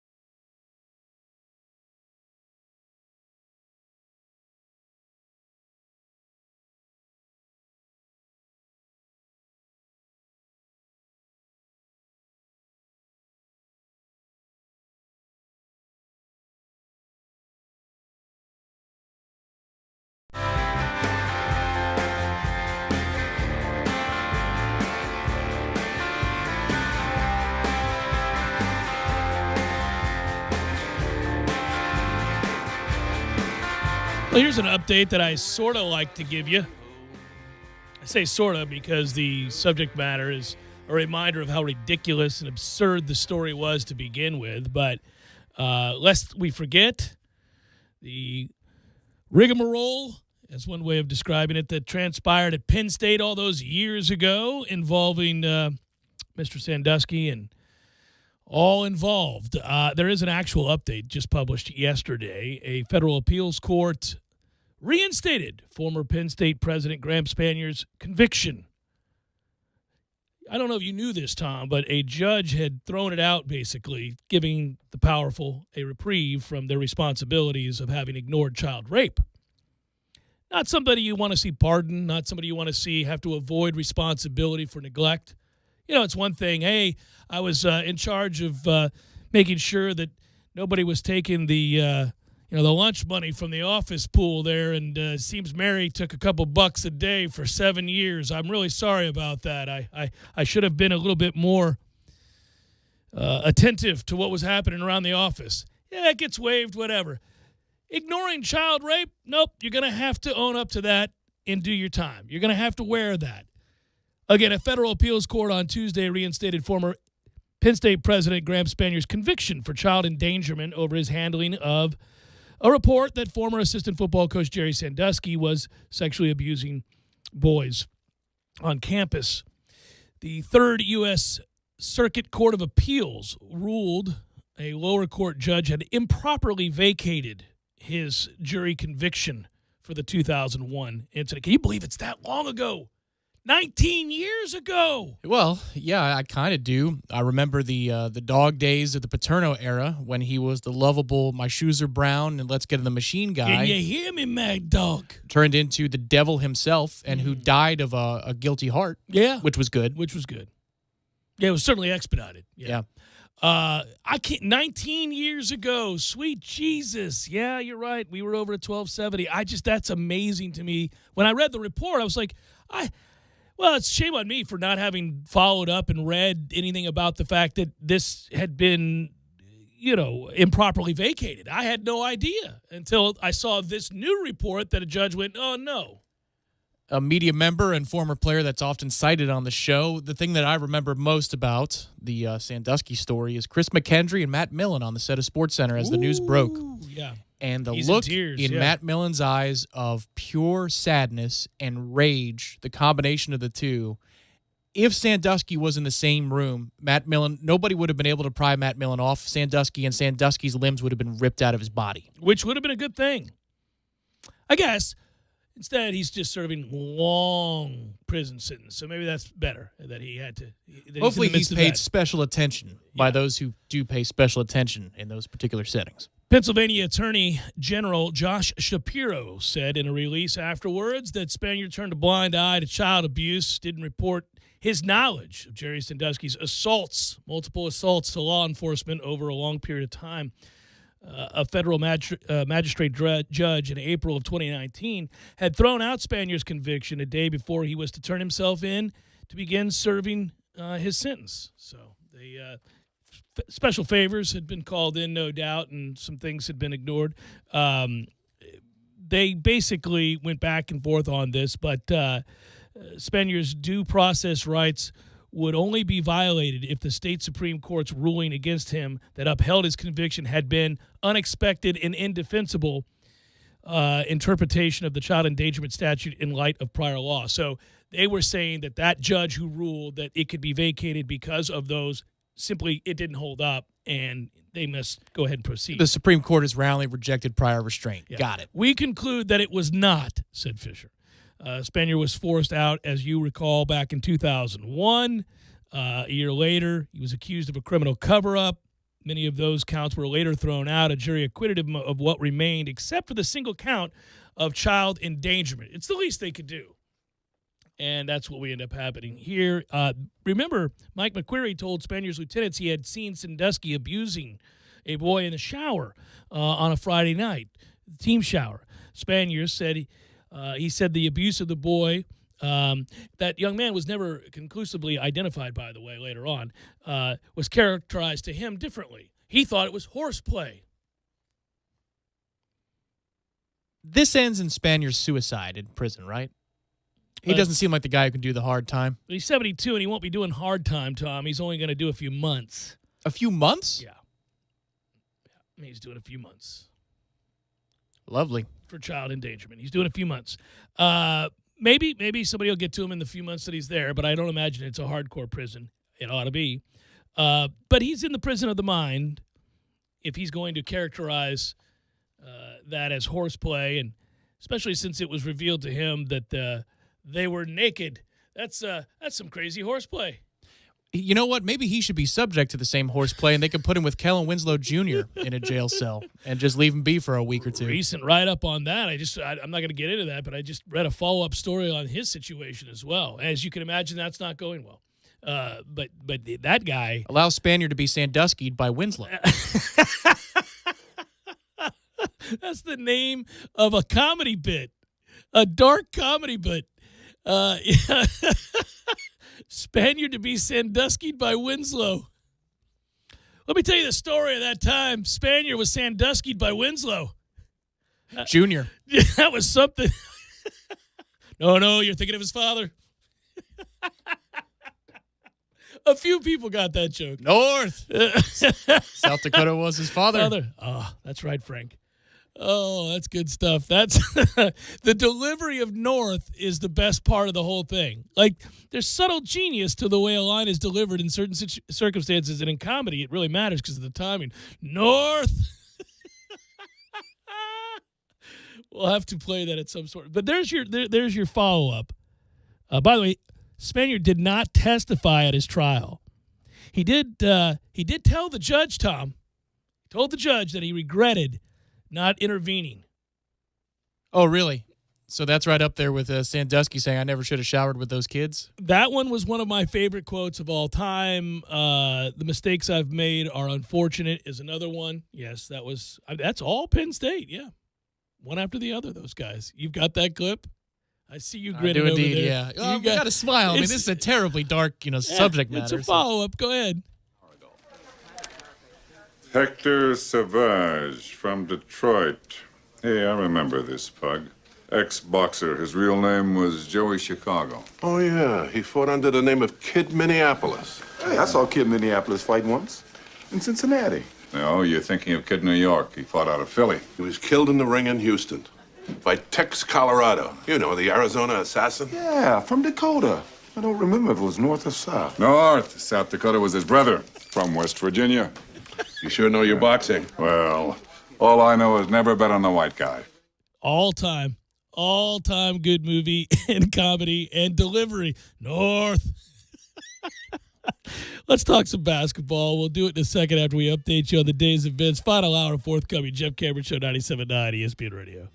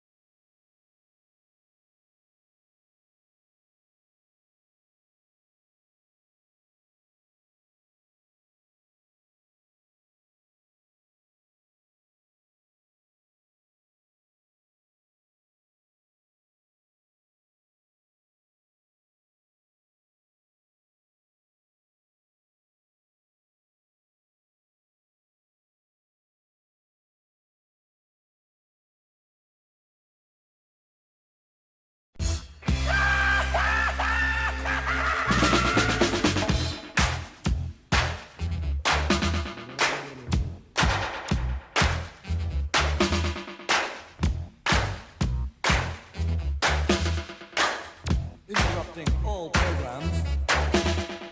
This is the Radio Crash on Pirate Satellite. Final hour of the Jeff Cameron Show, at least for today. Hope this finds you doing well.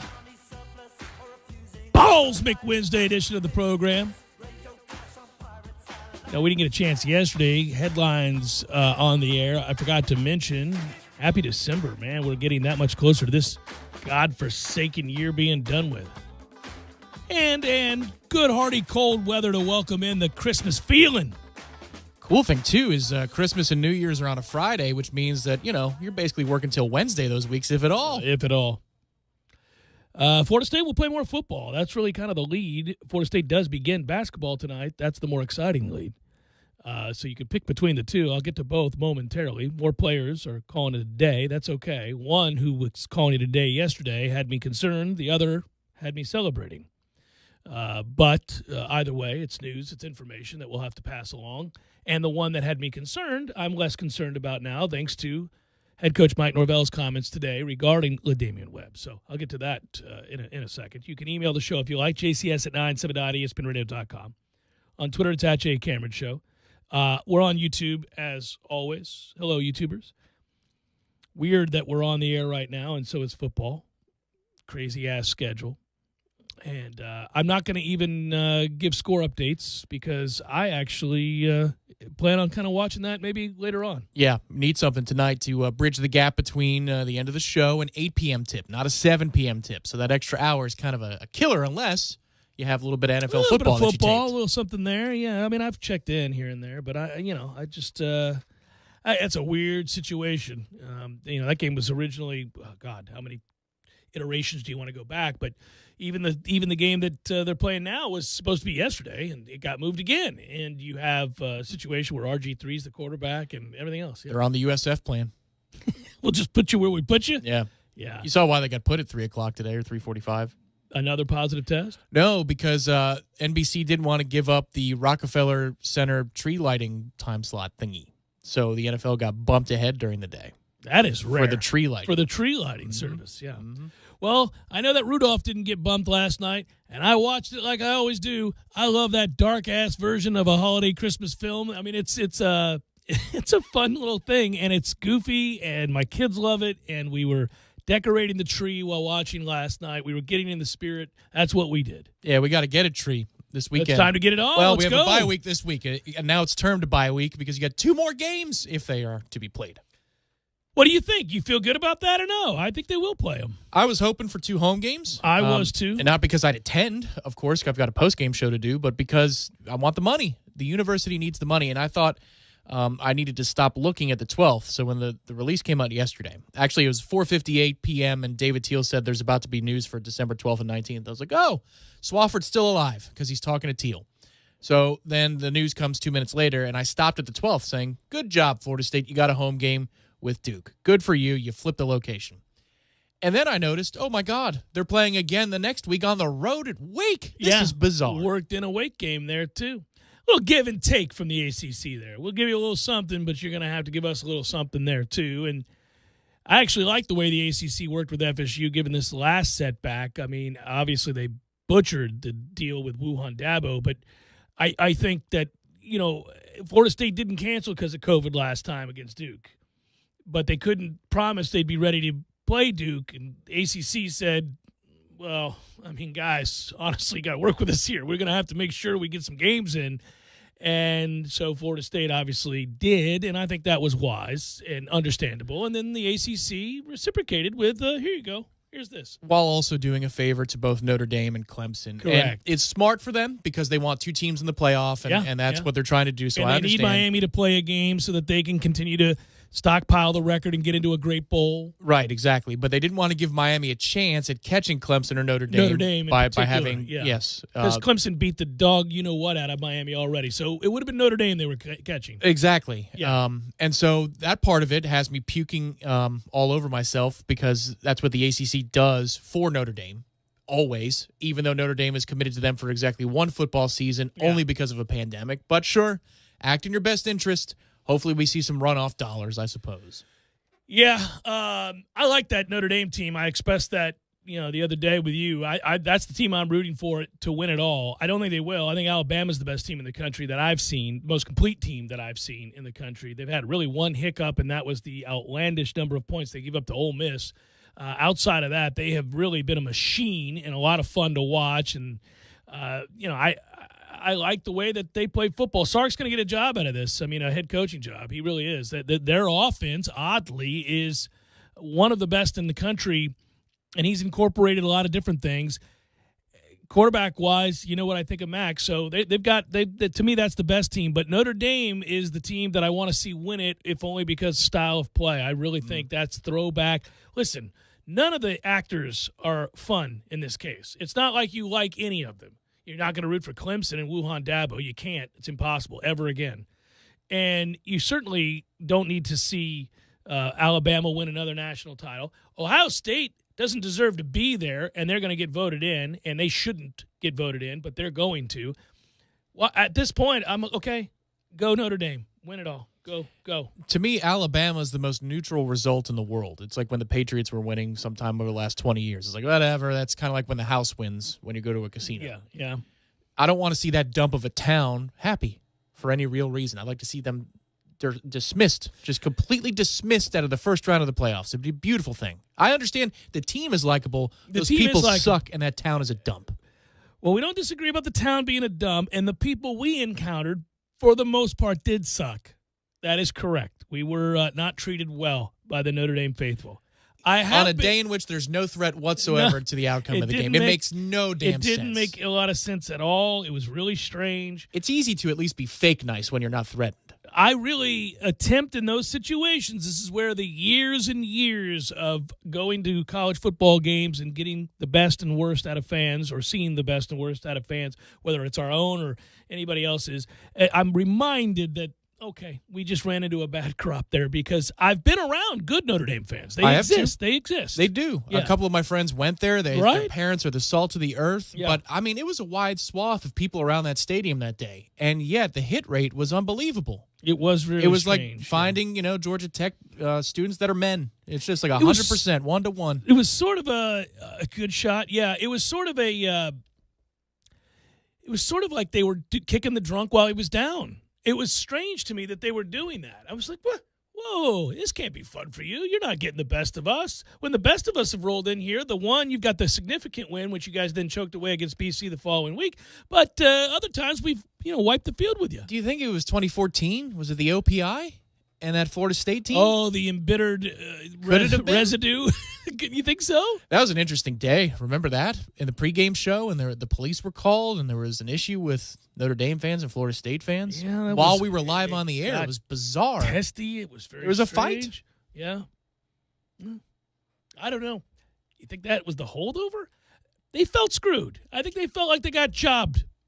I think if I had been a Notre Dame fan in that situation, I too would have felt as if we were jobbed. That flag was... It was late. It was interesting. But guess what? The ACC just paid you back. Not only do they promote your football program more than they promote any of their own before you join the conference, through the scheduling changes, they have clinched a berth for you through the changes. Yeah, I think Notre Dame's going to the ACC title game. I think they would have got there anyhow. I think Notre Dame's probably, but still unbelievable. Yeah. All right, so what are we talking about? We're talking about the fact that Florida State is going to be playing 2 more football games. We got that. That's a big to-do because it looked like, in the eyes of many, that this thing was over, that the season was done, and I think most fans would have argued they were ready to move on. This has been a lost campaign, a brutal season of setbacks, and it has left people in limbo as to what to think about this program moving forward. What are we going to do? I don't know about you, Tom. I wasn't going to lose sleep over the fact they weren't playing any more football games. I didn't like it. It didn't sit well. It was frustrating, but I also am not one of those people who gets too upset these days about things that are completely out of my control. Took 49 years to arrive at that place, but I'm finally there. What are you going to do? This is a bizarre set of circumstances. But then when I found out they were going to play, I got excited because there are a couple of reasons I got excited. First of all, just to let you know, Duke on December the 12th, Wake on December the 19th. If you hadn't seen the details, those are the details. Duke on December the 12th, Wake on December the 19th. They're playing football. Florida State has 2 more games, knock on wood, that are expected to be played. One of those are ACC Championship weekend. So that's what you have. And you hope that can be done primarily for the financial reasons that we've talked about ad nauseum. The other reason, though, truthfully, is the thing I want to point to now. Anybody that goes through these next couple weeks of practice to play a football game, a makeup football game against Duke, and then an added game against Wake Forest on the 19th, and does so with exuberance, focus, and intensity, and gives their all, you're going to be able to trust moving forward. Because these sons of bitches have sacrificed beyond reason for this season to be played. It has gone astonishingly poorly. And yet they are there in the fight, ready to give it a go. And that would be something that excites me, because I know then I can look out there and trust somebody. I can trust that person, and I can watch those guys play. And I'm not dogging people who've opted out like Asante Samuel. He's got to go get ready for the NFL. This is crazy. Don't get yourself hurt. Go do what you got to do. I'm fine with that. But I would think, too, that this is a chance to hyper-focus on some of the younger guys that are all in right now and attempting to get this done. And they're winnable games. I mean, are they guaranteed wins? No. Are they likely wins? Probably not, but they're winnable. They're winnable, and that's nice.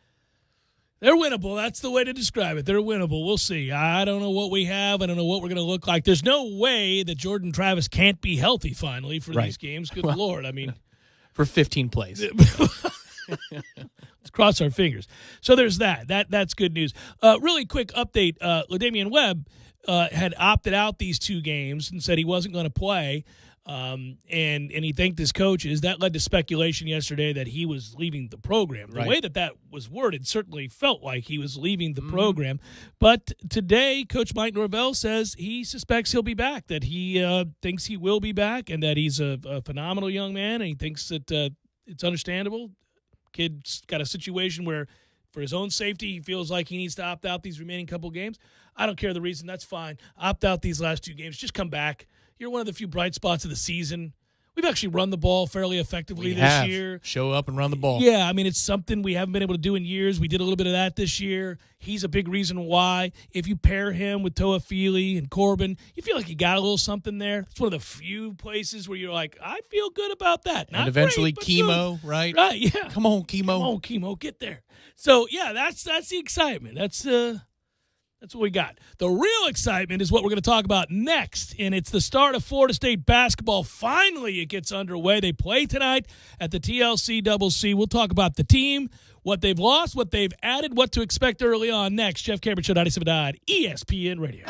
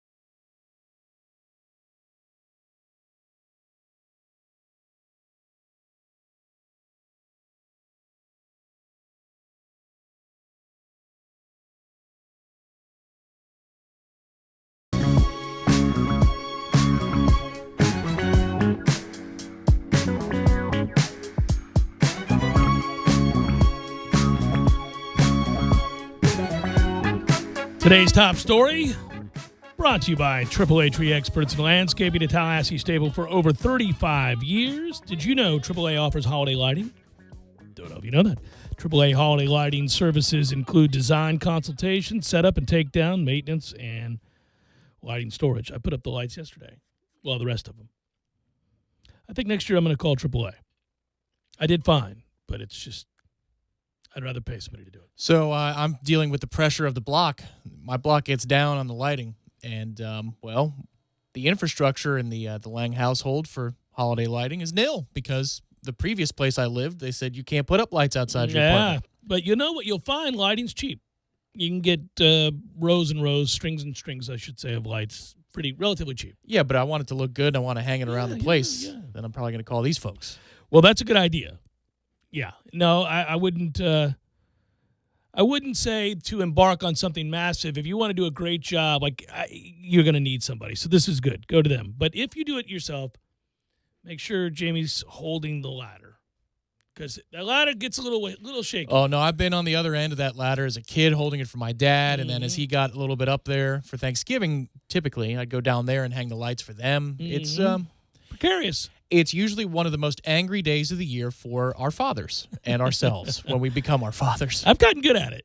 I handle it fine. I just need the kids to sit still for 30 minutes, and that's hard to get kids to do. Just sit there and hold the ladder. That's all I'm asking you to do. This is going to look great afterward. Just sit and hold the ladder. Yeah, but the problem is if you're trying to pin the string of lights on the nail or the hook or the thumbtack or whatever it is you use. Yeah. As I a have kid, gutter clips that I've used now, and they're great. As a kid, it's frustrating as hell to watch that. It's like, you going to get that? You going to sometime today? Come on. Yeah. I got video games to play.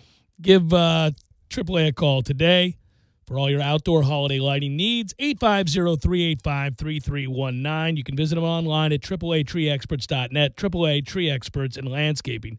And now, holiday lighting. It's a good thing. It's all kind of part of the court report. We'll thank Lisa's Peyton Body, if I could speak.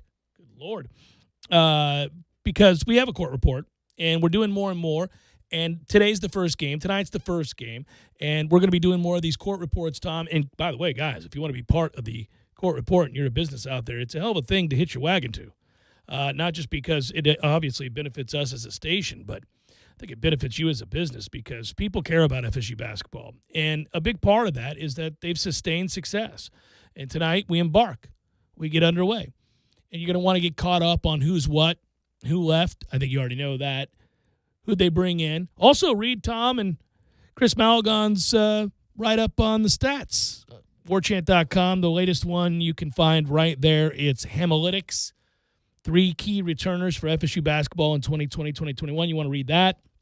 You want to just go take a look at the roster and remind yourself, because it's been a while since we had to shut down the season before what would have been a magnificent run. Well, that's the hard part about projecting forward is you know what some of these guys are. Like Malik Osborne and Anthony Polite and Raekwon Evans and Raekwon Gray may have had somewhere between 4 points or 6 points a night for you last year. They're going to be pressed into more of an active role. They've got to account for the points you lost with the big 3 that are gone. But they don't even know. By they, I mean the coaching staff. They don't even know how the rotation is going to shake out. Typically, they get the exhibition games in November. Then they get the easier non-conference slate in December. This game would qualify as one of those. But they usually get 4 or 5 of those before they figure out a baseline understanding of who they want to be. And then there's a second wave of adjustments that are made around the middle of January. And that's when you get to see in conference play who can hold up against the best of the best. That whole process has been expedited, and you're actually going to learn it on the fly a little bit too. Yeah, I think that we're going to see a disjointed brand of basketball that is rather customary across the ACC, across every major conference nationally. There are a few teams that are plug and play this year. Certainly Iowa looks to be one. I know I watched last night Duke and Michigan State really put it on Duke. But you can see the promise there for Duke, obviously. But you're just seeing wildly inconsistent play from the bigger names in the sport. Virginia's already lost, for example. You're going to see a lot of upsets. You'll see a ton of them early on. And that might include Florida State losing some games that, you raise an eyebrow at. What'll happen, too, is when Florida State drops one of those games because they're trying to figure out who they are, as you're describing, and who's what and what that rotation should look like, and they're trying to expedite something that you really can't. If you're a young player if you're somebody who's going to play a role on this team and you've not played big-time college basketball, see Calhoun, then you're going to go through growing pains, and they're going to figure out how best to use you and what you do well and what you don't do well in conference play, because you didn't get a lot of these warm-ups, tune-ups that we're talking about. Tonight would be considered one, but you're playing a team now that has played 2 games, and you haven't played one. I wouldn't be shocked in the slightest if Florida State looks poor tonight, looks like a team that has a long way to go. Maybe not. Maybe they hit the ground running. I don't know. My point would be it's very difficult to project, because what we are seeing right now across college basketball, and I've actually watched a lot of college basketball already. Something triggered me to go to college basketball a little bit sooner than I normally would. I wonder what that could have been. Yeah. I'm watching. And, listen, I know Gonzaga's great, and I get that Duke will be there in the end, and I know Michigan State's good, and I know Iowa's really good. And there are a lot of teams that you can watch, and you look like, okay, those teams are ready to go. But we're always a team that starts a little slow. It's just a matter of whether or not we pull out some of those early victories that leads to the gaudy record at the end of the season, because you didn't drop games that you could have very well lost. See USF last year, games like that. But we start slow oftentimes, and then we figure out the rotation, and everybody gets comfortable with their role, and they play to it because they're so together. And this coaching staff does such a good job of distributing minutes. You're right. I mean, I think right off the bat you would say guys like Osborne and guys like Raekwon Gray and guys like Anthony Polite are going to have to find a way to do a little bit more than they did a year ago or the year before that. But that's what Florida State's players have done. They've grown naturally. It's been very organic. They've never been asked to carry the load too much. Even the stars aren't really asked to carry the load too much. No, what I'm interested by, and of course I really want to see Scotty Barnes and Calhoun play, because one guy is going to be across the board intense, and he's going to distribute the basketball with great vision, and he's a huge body. And then the other one is the person that Leonard Hamilton thinks is as talented as anybody they've ever had. He said that just a couple of days ago Calhoun. to the reporters. Yeah. He said he's going to have a long leash because, again, if you can't learn in practice and you can't learn in warm-up games and exhibitions, then you're going to have to, get thrown into the fire a little bit.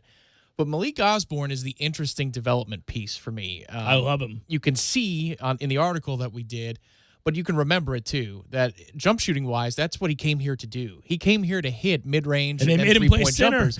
And they made him play center because Balsa wasn't experienced enough, and then Dom, there were injury problems. Yeah. So the whole beginning of the season was disjointed, and Malik had to be the center, the 5, in a really small lineup.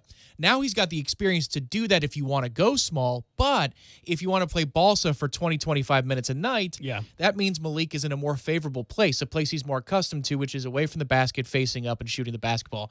And you can do a lot with that with motion, given the mismatches it generates. It could be really fun. He's a fun player. I liked him last year. You did too. I think most of us who got the glimpse here and there of what he's capable of with the ball in his hand, not just being what he was asked to do, but, being this other thing. We saw it occasionally. And so you thought, well, and there's some what for to him. There's a lot of what for to him. I like that about this team. I think they're going to be filled with a lot of that edge that we talk about. If you're looking for a couple of candidates that are holdovers, you'd start with Malik. Then you'd probably go to Raekwon Evans. He can be nasty on the ball. Also can be nasty on the ball, yeah. Anthony Polite plays that kind of defense. I don't know if that's his persona on the court per se, but he can play that kind of defense. Much better ball handler, though, on offense. But then they all say Scotty Barnes will talk to you. He'll chirp. Yeah. He's constantly communicating. He's one of those. He's one of those annoying types, which is good. If you're looking for edge, then you can have a new guy mixed in with a couple of people that have obviously grown within the program, and this is year 2 for Malik Osborne in the program. And then you have all the oddities of people that you can't possibly know what they are. The Nagome kid, the 7-footer, he's from Canada. I mean, I don't know what he is. I don't know if he knows what he is. The coaching staff doesn't know either, and the problem was that his transfer and his travel was delayed by COVID protocols crossing the border, so you didn't have the chance to put your hands on him as a development staff the way you wanted to. He's going to have to learn on the fly, even though he's supposed to be a one-and-done grad transfer type, like a Dom from last year. He's not going to develop into what they think he could be until probably the back half of ACC play. Most of these teams will all be obviously a lot better later in the year, so whatever you see tonight, good or bad, just know that it's probably going to be part of an ebb and flow that's maddening through the first 10 games, because I don't think you're going to see a ton of consistency. If you're just trying to think about other players that Oh, yeah, I forgot. He's back. He's played a lot of basketball for us. He seems like a good player. Yeah, well, we haven't even mentioned MJ Walker, and that would be that guy. MJ Walker took over games at times a year ago. He is passive so far in his career in terms of letting others take the spotlight, even guys that are younger than him. But then when he gets hot, we always saw if he hit his first couple of threes, you felt like, okay, where he's gotten a lot better, and I need him to get even better this year because I think at times he's going to have to carry the day offensively, is, when he used to dribble drive, it was a nightmare. It was a turnover waiting to happen. It was a bad shot waiting to happen in traffic. He was going to get stripped. He really struggled off the bounce. I always thought, man, I'm a little worried about you because if you can't create off the bounce with your athleticism, I don't know what you're going to be able to provide this basketball team. Now, what he ended up providing the basketball team was really good defense, and then he became a very good shooter for stretches at a time where he could get hot and really kind of carry you 6 points here, 9 points there, something like that. But I think he's really improved as a ball handler, meaning off the bounce, he's been able to retain possession and create space and pull up for that little mid-range shot and also get to the rim. So if he continues to improve the way a lot of these guys do in their time here at Florida State, then you're going to see a version of MJ Walker that can score you 16, 17 in a game that you have to have it. So he was really good at hitting threes from both wings last year, but if you look and split the court in half to the baskets left as you're looking at the hoop, he got better across the board last year as a junior. Every zone. It could be a three-pointer, mid-range, close to the basket. You saw improvement in every single zone. That's what we learned when we looked at the metrics. And it's also true. You saw for moments last year the confidence. Yeah. The confidence. But the question is now, okay, all of those guys are gone, and it's your chance to put your fingerprints on this team in a way that you haven't before. Are you going to play with that kind of what for? There were stretches where he was a nasty player to play against. Is that going to be the persona moving forward because he needs to be that guy? Is it just another in a long line of passing the torch off from year to year, from different player to different player? It could be. My favorite subject when we talk about Florida State basketball is a culture and a success rate that's passed on, a environment and a selflessness that is ingrained, that makes them eminently lovable as a program, and they're doing all of this. A lot of those descriptors oftentimes are used about teams that are marginal, and you just like that they overachieve, or you like that they find a way to win games enough to get to the tournament, but they're overachieving. No, they got really good players who also sacrifice an awful lot of the personal glory for the greater good. That's really all you can ask for. So Scotty Barnes is talked about across the country as the wonder kid, maybe the freshman of the year across the country, not just in the ACC, because of what he did in the high school prep circuit. Everybody knows who that player is. But when you hear that and you hear freshman All-American, freshman of the year, you think that he's going to be somebody who scores 25 and lights it up because he can just go get his jumper anytime he wants. That's not really who Scotty is. But one thing in looking at last year's group in general, and then after you remove the three guys who were departed, where were we weak against the grain, against the curve of the country? Around the basket. Not really that efficient in close. Mm-hmm. So and especially when you take those guys away like Trent Forrest being able to finish at the rim or Devin Vassell. So strong, yeah. Put-back opportunities, drives, Patrick Williams, offensive putbacks. I mean, really strong in those areas. How is Florida State going to get their baskets around the rim? Is it Balsa emerging in year two? Is it Malik? Is it Scotty Barnes' ability to drive because he's such a big body at 6'9" with the ball in his hand? How exactly are we going to get in tight for those easy layups? Because perimeter-wise, we look to be okay. Yeah, and we haven't talked about Raekwon Gray, who looks to be in the best shape of his career. Wouldn't be hard. He hasn't been in shape a day since he's arrived, and I say that about a player who's been really productive. The problem is he's been really productive in short spurts because he can't stay on the floor because he's fat. So he's dropped some weight. I hear from a cardiovascular standpoint, he's in the best shape of his life. Hopefully that means more sustained goodness from him over longer periods of time, because when he plays, he's really good. I mean, we see that. Nobody should look like that and have the touch and feel, and really he's a graceful athlete for a guy that big, but he just can't stay out on the floor. So there are a lot of candidates because he's a big body. So, there's another guy that potentially could rebound for you and do some things around the basket, since we were on that subject. I know we don't associate him with that, but he could. He's a big, strong guy. He could, and again, that requires stamina and strength like you're talking about. And once the pictures came out 2 or 3 months ago. Sand pits, baby, sand pits. How about that? Yeah. What was fascinating to me So Raekwon is as much of an enigma as you would think. The numbers said last year when he was guarded, he was elite at shooting the basketball. When there's a hand in his face or contested. When he's wide open, not so much. When he's wide open, he's terrible. He's god-awful. So that's just one aspect of his game where you're like, And if you look at his breakout shot chart, he regressed almost across the board last year from the year prior. But if you look at his defense, he's really Synergy good. Sports, the people My that, goodness gracious. He's considered in the top 10% of the country defensively. Well, he gets in the passing lanes, and his hands are so quick for a big man. It doesn't make any sense. I watch that, and then, he can defend. Look, he's a weird player. He's the kind of guy, based on what you just described, that'll be wide open for a three, and let's say the stands were packed once again and we were all living in a glorious pre-COVID time. You'd say, no, you're too open. Right. Yeah, and when somebody charged out and got up on him, you'd be like, well, these are buckets. Here comes buckets right here. Yeah, it's weird. Well, and every once in a while you see a 540 out of him, and then he finishes around the rim with the reverse off the glass. And just in talking with show contributor Chris, putting the Raekwon report together, he goes, my God, I'm excited this year. I always had a soft spot in my heart for Antoine Walker, and I feel like I'm going to be watching the weirdness that is Antoine Walker college version. Yeah, it's fun when guys don't fit the statistical model, like their body type, and then their statistical averages don't kind of seem to mesh, and you go, what is that about? Yeah. The stamina for defense, too, is really important, because when you can put a lineup out there that includes Malik on the perimeter and Scotty and Raekwon and Anthony Polite, it didn't matter how you played it for Raekwon. I think it was 110 or 120 possessions that were counted last year. He was elite in isolation. He was elite around the rim. It could be a jump shot. It could be a layup or a putback. It could be whatever you want. However you want to line it up. He was either really good against the curve or nation elite against the curve, Raekwon. Ham doesn't really care about, or, we've learned that you can have maybe your best player even come off the bench here. So when you talk about starting five, when you talk about what group takes the floor tonight to start the season, keep in mind it may not matter because, again, literally you could have the best player on your team come off the bench. I don't suspect that's going to happen tonight, but it can happen, because I would argue at the end of last season, Patrick Williams was your best player, although many could point out Trent Forrest is a prime candidate for that award, and he started. But Patrick Williams didn't. Malik Osborne, well, let's start with Scotty Barnes. He's going to start. MJ Walker's going to start. I'm throwing at you what I suspect will be five guys that he starts based both on experience and then also how they mesh position-wise.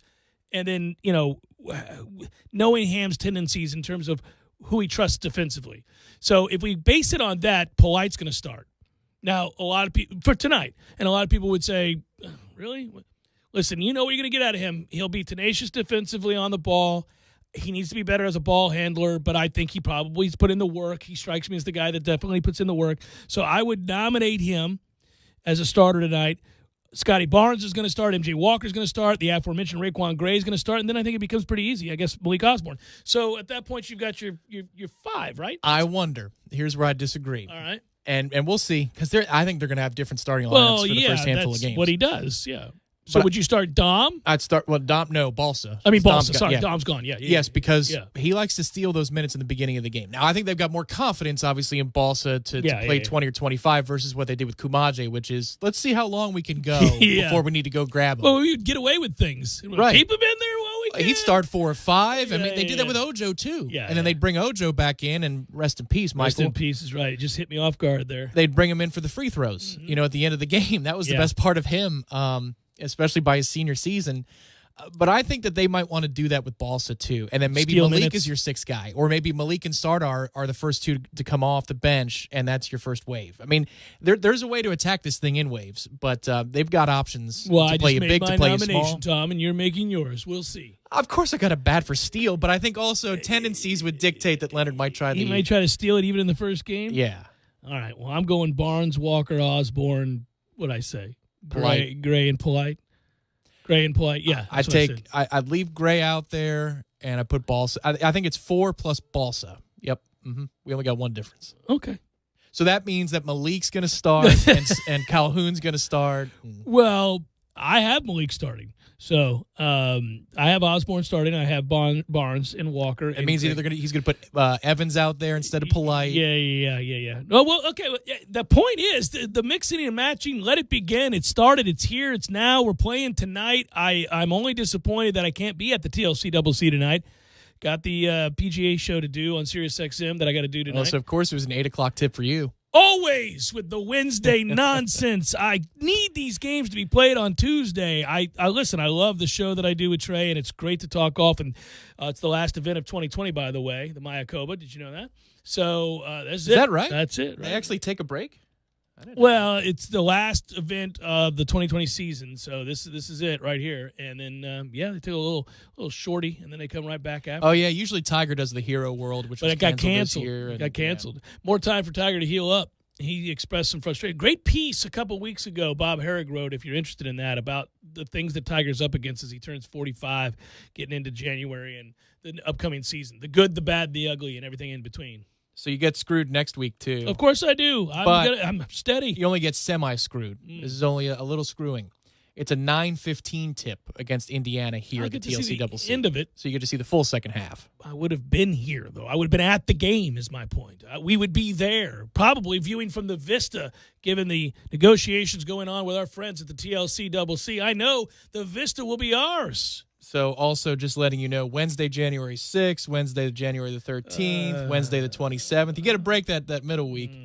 And it looks like not until So February is going to be pretty good to you. We play Great. We play Miami Wednesday, February 24th. But the rest of it, February is good to you. And that Miami game, we're going to kill them anyway. What time? See, if it's an early... Oh, we don't know yet. They don't know. With COVID, they got no freaking idea. Yeah, they don't. There's a great article nationally on what it's like to be a producer for ESPN's college basketball slate these days. Like, first of all, they're showing right now, right out the gates, a gazillion of these preseason/tournament type things that they do every year that are normally on site, like Maui and so forth, that are no longer there. They're at a different locale. And we were in Maui. Yeah, so those games are... you can get up and get your kids ready for school, fix a little breakfast, get your wife out the door, kind of gather yourself and get ready to leave. Maybe have a little 15-minute window before you flip, maybe before you leave the house and you flip around. Oh, look at that. They started a basketball game. It's live. This has happened the last couple of days. I'm just flipping around. What? There's a tip-off in 10 minutes? Mm-hmm. What's going on here? It's like when they rebooted the NBA season. Yeah. It's on an all-day sort of thing. Kind of fun. I'm just happy we're back out there. Lisa's Paint and Body Shop, proud longtime supporters of the tournament train. Lisa's Paint and Body Shop reminds you that it's your choice to find a body shop that is working for and looking out for you. Lisa's Paint and Body Shop, 2820 Mahan Drive, and online at lisaspaintandbody.com. Make sure you go there. We'll come back and put the ribbon on this sucker and think about Florida State basketball.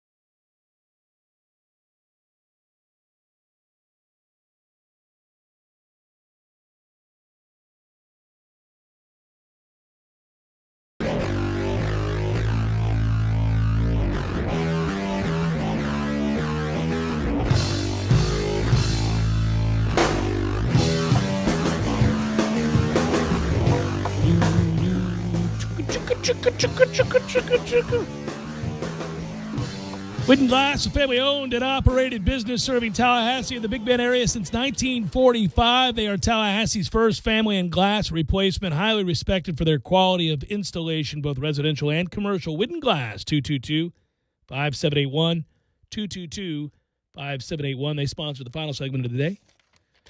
You know, you want to engage in something that's depressing, but relatively depressing.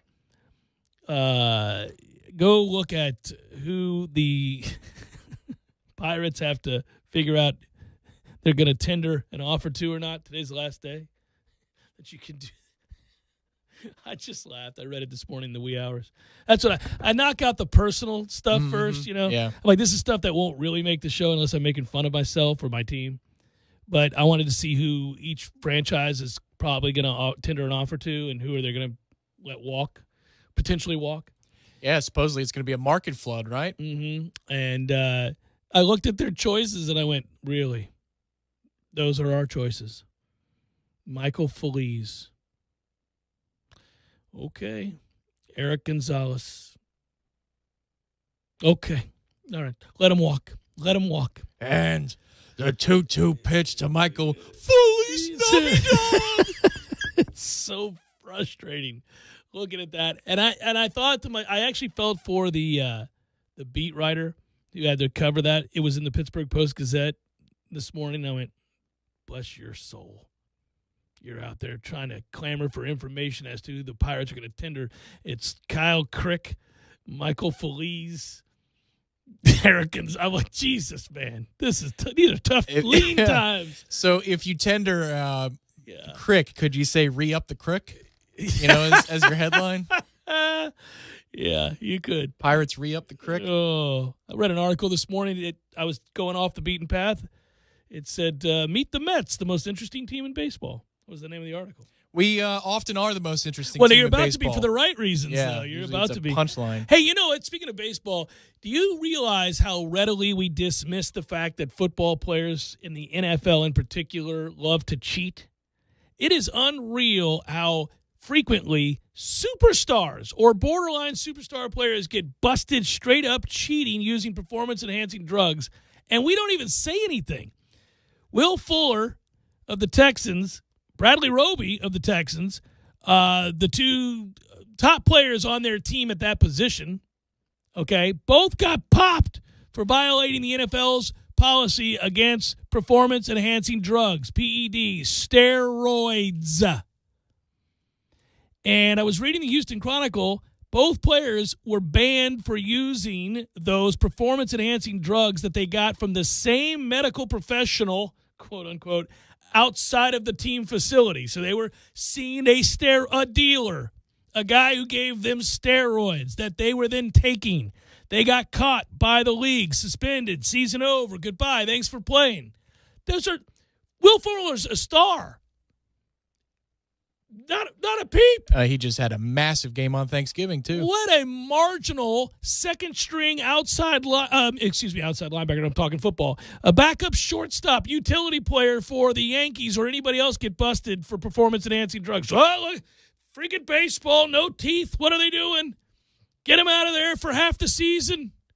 Scumbag. Get out of here. It is unreal the way we view that. I think this goes back a long time ago. We just figured it out, right? We're like, listen, we know deep in our hearts that you guys really shouldn't be playing football.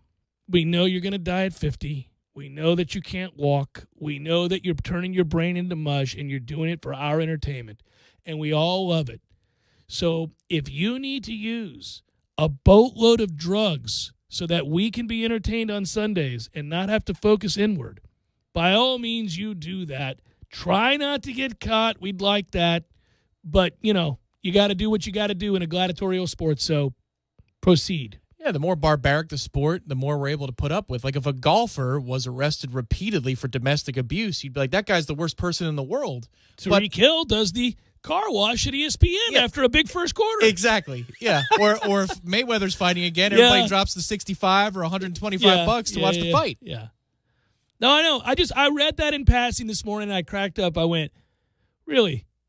Will Fuller, Bradley Roby, Both really good players, Pro Bowl-esque players, getting popped for using steroids, and everybody's just kind of like, well, tough break for the Texans.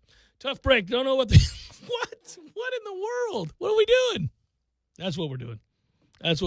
Counting down the minutes to tip-off is what we're doing. Yeah. Florida State basketball tonight. Let's go, Noles. All right. I'll give you a courtesy just because it's the start of the season, and I've got to get focused. We got to get our lock in here, guys. Choo-choo! It's a good start. I got to warm it up. Chris. Could be a big week next week. Indiana and Florida. That could be worth some chewing. Beat that ass. Yeah. It'd be good. Good work out of you. Good work, Matthew. Be well, everybody. Have a great night. I don't know. What the hell do we have next? Do we have any? The Front Row Knowles. It's Wednesday already. Can you believe it? Yeah. Still chugging along even with no games. Well, they're going to focus on basketball. Well, the Wednesday show, as always. You can set that and forget it. Beautiful. I'll listen to that on my way home. Be well, everybody. Have a good night.